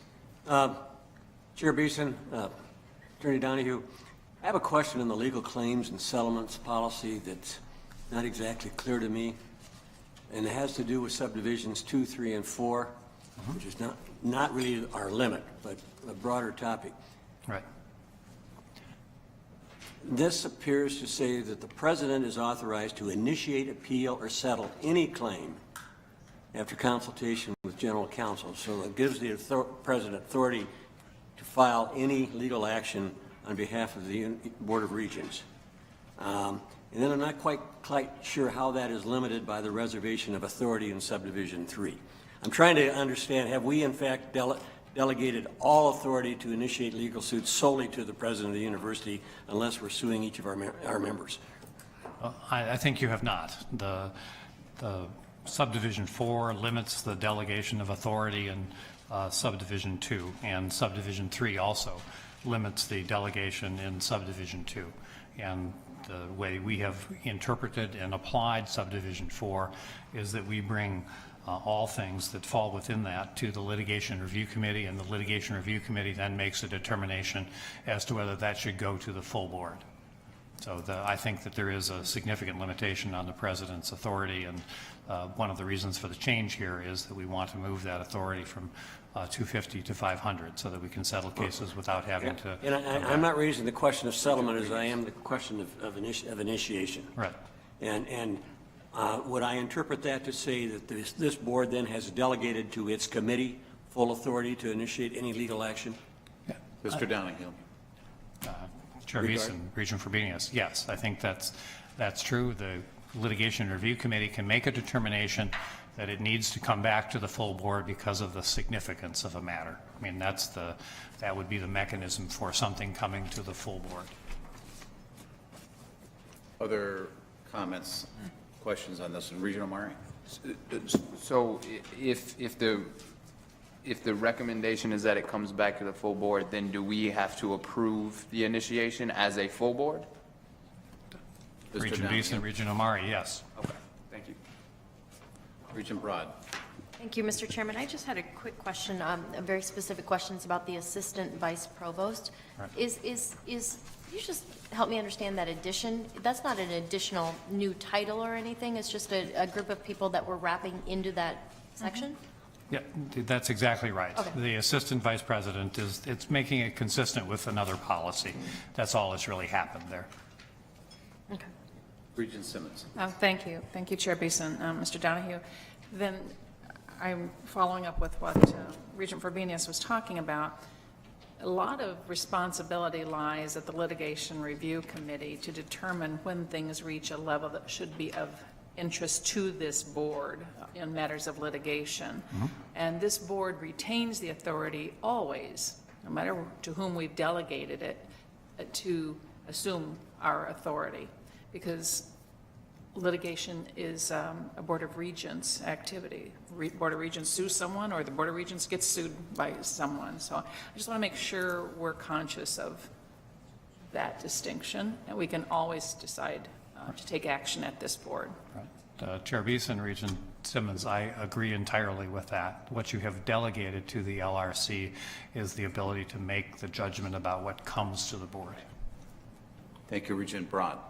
Thank you, Mr. Chairman. I'm sorry, and that just jogged another thought in my mind. There is, if I recall, when Regent Cohen brought forward a couple years ago kind of the duties of the board, and we firmed up some of those duties relative to a different issue, we also had a conversation around the responsibility of the chair to communicate to the members of the board anything that might have reputational risk or anything like that. So I just wanted to renew that that related to this conversation, because I think it's another fail-safe to make sure that the information that is relevant to this board gets to this board, especially in a very chair-driven organization. So I just wanted to make sure that that was on the record relative to this as well. That'll be noted. Thank you, Regent Broad. Regent McMillan. Thank you, Chair Beeson. In response to Regent Simmons' comment, and as a I think going on 4-year member of that committee, that is the way we view it, that we will bring things back, and our chair of that committee isn't here today, but that's the overriding sense, is that we're not operating in a vacuum there, that when something gets to a high enough level, it'll be back here. I'll now entertain a motion to approve these amendments if there's no other discussion. Regent Cohen. I so move that we do them as all three together. All three together. I'll second. There is a motion and second to that effect.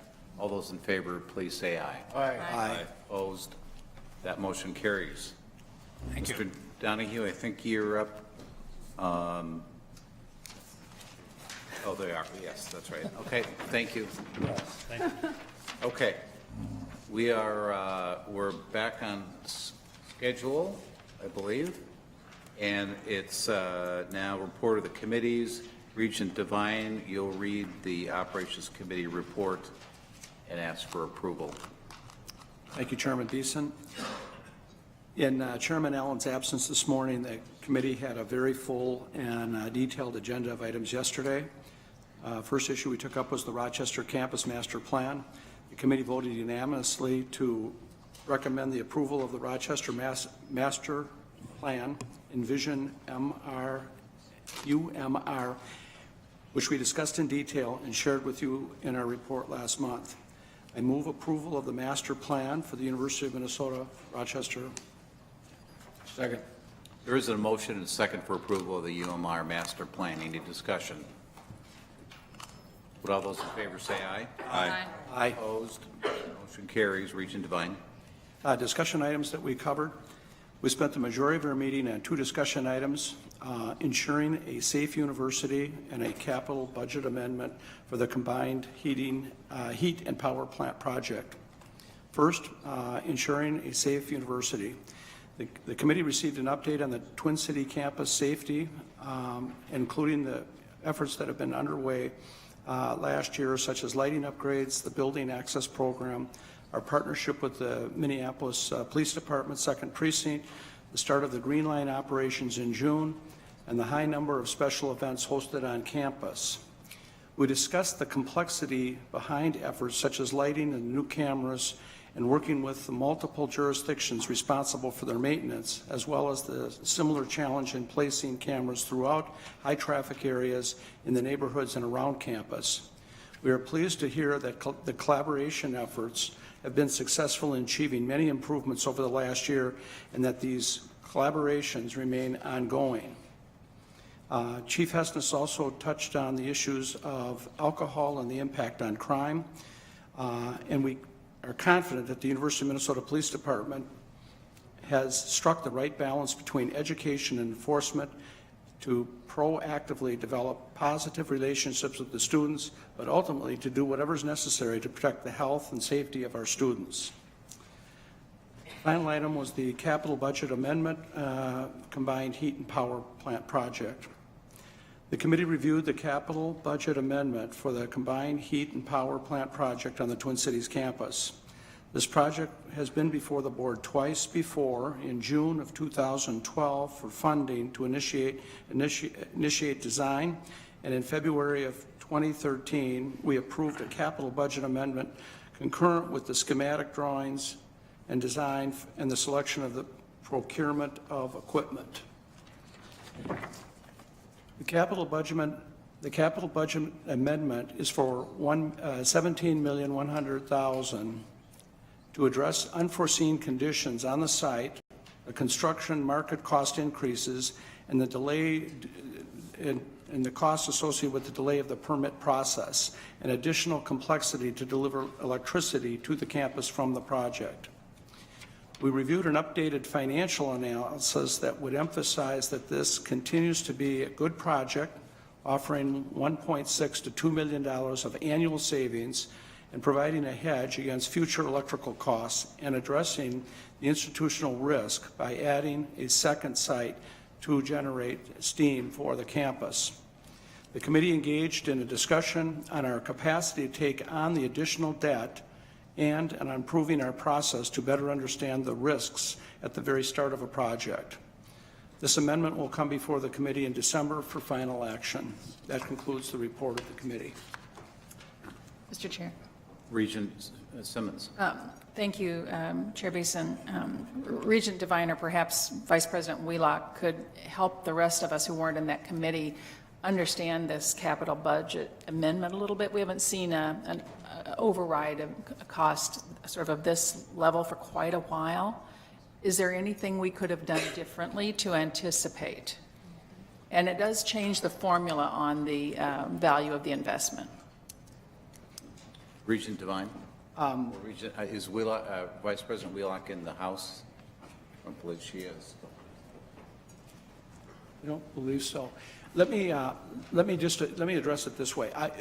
We took your point apart quite carefully. I think trying to understand how do we avoid this in the future, particularly what's the process that we followed here and what were the various things. It was pointed out, I think most notably, a power plant is a once-in-a-100-year project, and the complexities of doing it, along with the various environmental issues that they were confronted with, and the riverfront requirements in terms of setbacks, and the fact that we couldn't start with a brand new building, a new complex, that we had to do it within the confines of our existing developed a lot of unforeseen issues. And it wasn't really until the deconstruction started that we were really able to identify a number of the issues that kind of went with it, and the additional engineering studies and so on that went with the project. I think the process piece, there is going to be, I guess, quote unquote, a postmortem for up the road here further as we move into the additional work that's going to be done between now and December. And I think the additional efforts that will be understood in terms of the complexity of the project. Regent Broad. Thank you, Mr. Chairman, and Regent Devine, thank you for that information.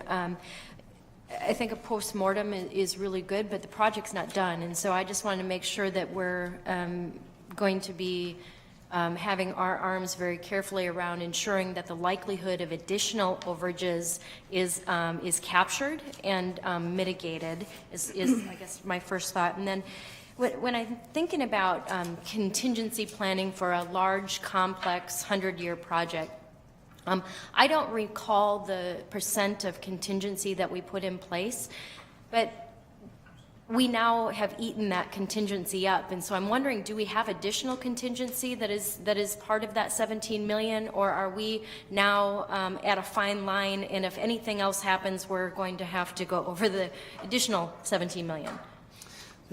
Regent Devine.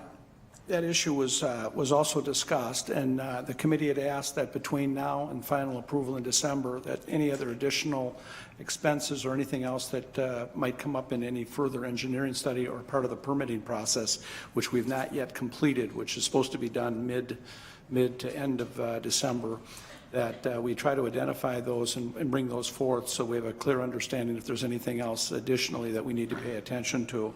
I'll add Regent Devine comment. The reserve has been replenished, and I believe it's about $4 million. Within the 17? Yes. Okay, great. Yes.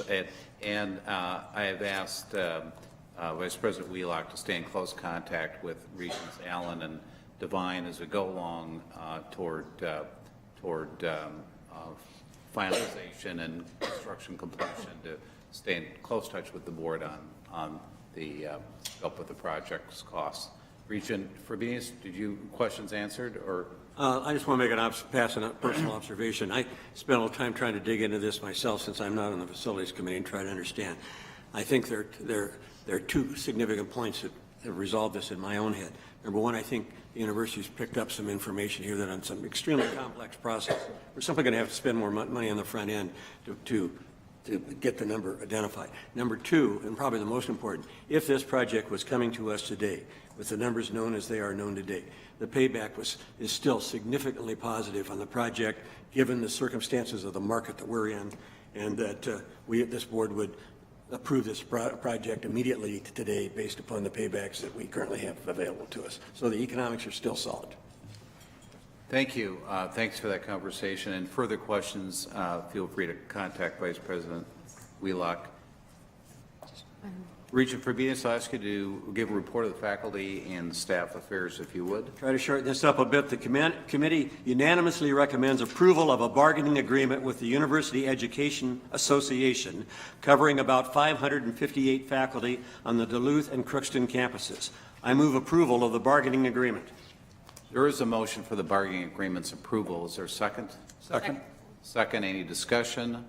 Not hearing any. All those in favor say aye. Aye. Opposed? Motion carries. The committee unanimously recommends approval of the consent report conferring tenure for new outside hires. I move adoption of the consent report. Is there a second? Second. Second, Regent Omari. Discussion? Not hearing any. All those in favor say aye. Aye. Against? Motion carries. Under discussion, our meeting included 3 foundational discussion items. We heard the second in a series of presentations on unique HR issues facing various units. This one happened to be university services. We gained a significant appreciation of the varied duties of the 3,700 plus employees who make up university services. Almost half are student workers. And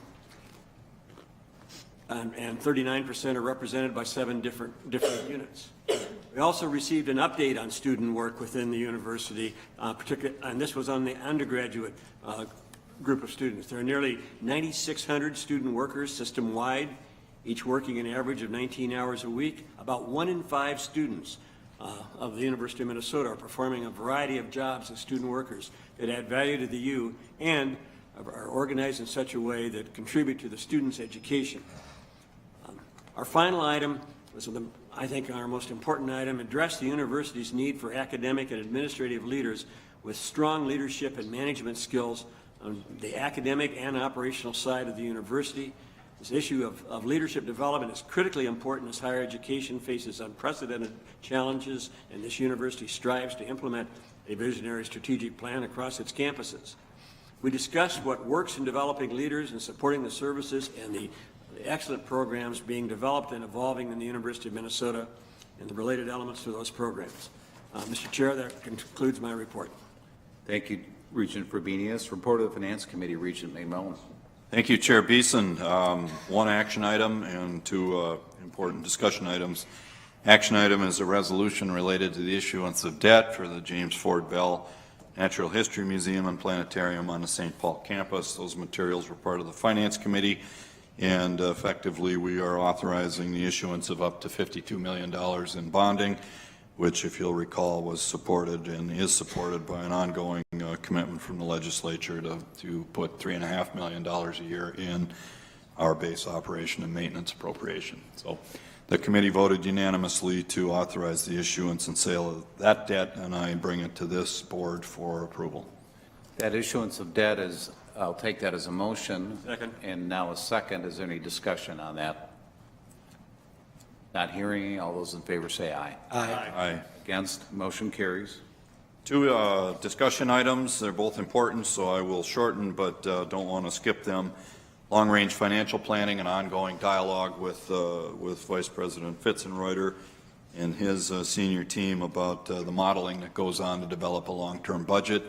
A very good discussion about the assumptions that are built into that from both the revenue and an expense side, and then a good discussion about how the university leadership team and the various elements of the university put that to use in developing their own long-term plans. So nicely tied to that was a presentation on administrative cost definition and benchmarking, and this is year 3 of that work, and we've basically broke things down into, we haven't, Vice President Fitzenreuter and his team have mission support and facilities and leadership and oversight, and as we hear our president talking about a lot, we're trying to increase the spend in the mission side and decrease the spend in the leadership and oversight, and the metrics are showing that we're making solid progress there. Lest anyone think our heavy emphasis on revenue-driven discussions, as it has been today, where is the revenue coming from? This is a cost-focused conversation and a very intently focused conversation around this key element of leadership of the university. So I won't go through the metrics today. You've got those, but rest assured that we're starting to see some progress there and feel pretty good about that. We also had an investment advisory committee quarterly report. That concludes my report. Would you also ask for motion on the Finance Committee's consent report? Yes, thank you, Regent Beeson. I might have drifted right past that. I did. We had 2 consent items. One is a Cardinal Health contract and a rapid ice drilling drill for Antarctica, both of which were approved unanimously in the consent agenda. That's a motion. Is there a second? Second. To that consent. Any discussion? Not hearing any. All those in favor say aye. Aye. Against? Motion passes.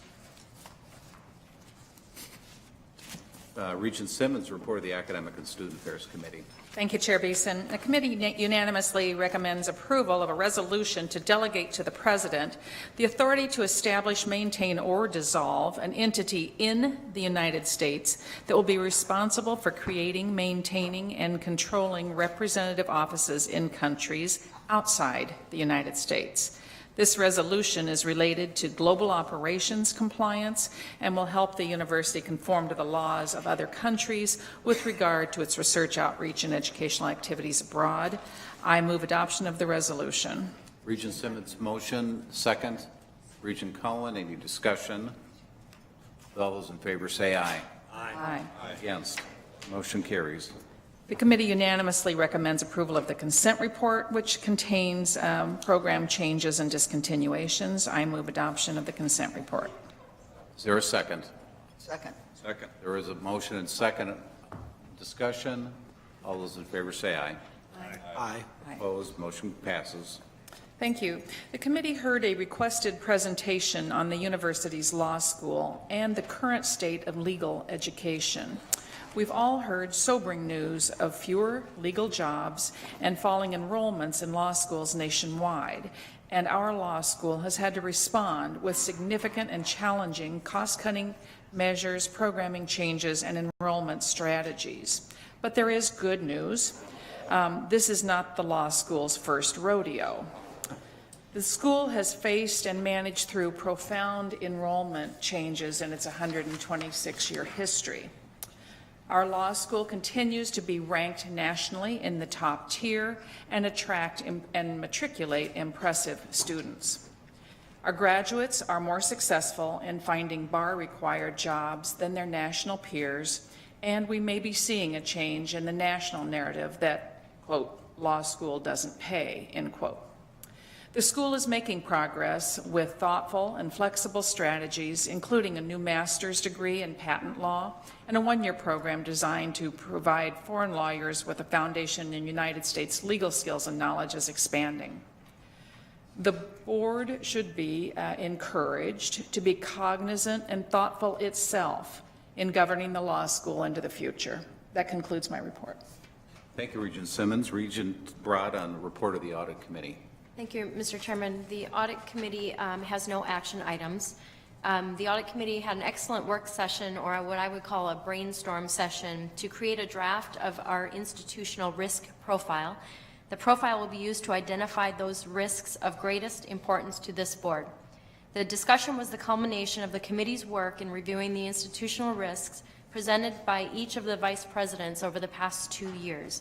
The committee will review the draft profile at the December meeting, and the discussion was thoughtful and absolutely engaging. And I look forward to sharing with the board the complete institutional risk profile, which is unique and forward-leaning in the upcoming months. This is a very strong exercise that the Audit Committee and this board is undertaking, and I look forward to that soon. Thank you. Thank you, Regent Broad. In Regent Larson's absent, Regent McMillan, Litigation Review. Litigation Review Committee did not meet this month. And last but not least, report of the Special Committee on Academic Medicine. Luckily, it will be brief since I see some of the regions packing up. But anyway, there were no action items, and there were 3 discussion items. The first was implementing the medical school strategic plan. The committee received an update on the medical school's progress in implementing its strategic vision. We learned about the metrics used to measure progress in each of 6 major goal areas. We also discussed the importance of strengthening the relationship with Fairview, which we heard about today, while maintaining important partnerships with hospitals and clinics throughout the state to support clinical education and research. The second item was an update on the Governor's Committee on the Medical School. The committee reviewed the governor's charge for the Blue Ribbon Commission on the Medical School and discussed key messages we hoped are shared with the committee. A couple are, as part of our land grant mission, the medical school has an important role in providing doctors and other medical professionals for our state. In addition to its important role educating our state's doctors, a strong medical school provides an economic benefit to the state. As a state, we have been able to develop strong biotech, pharmaceutical, and medical device industries because of the strength of Minnesota's medical community. And the last item was impacts of healthcare reform on the clinical marketplace. And Dr. Daniels talked to the committee, which received information on the impacts of the Affordable Care Act, including emerging trends in reimbursement, narrower networks as a strategy to reduce cost, and consolidation to form large-scale networks to offset risk.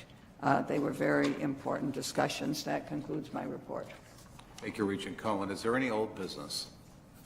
Is there any new business? Well, our work is done for the month. Crowd is thinning out.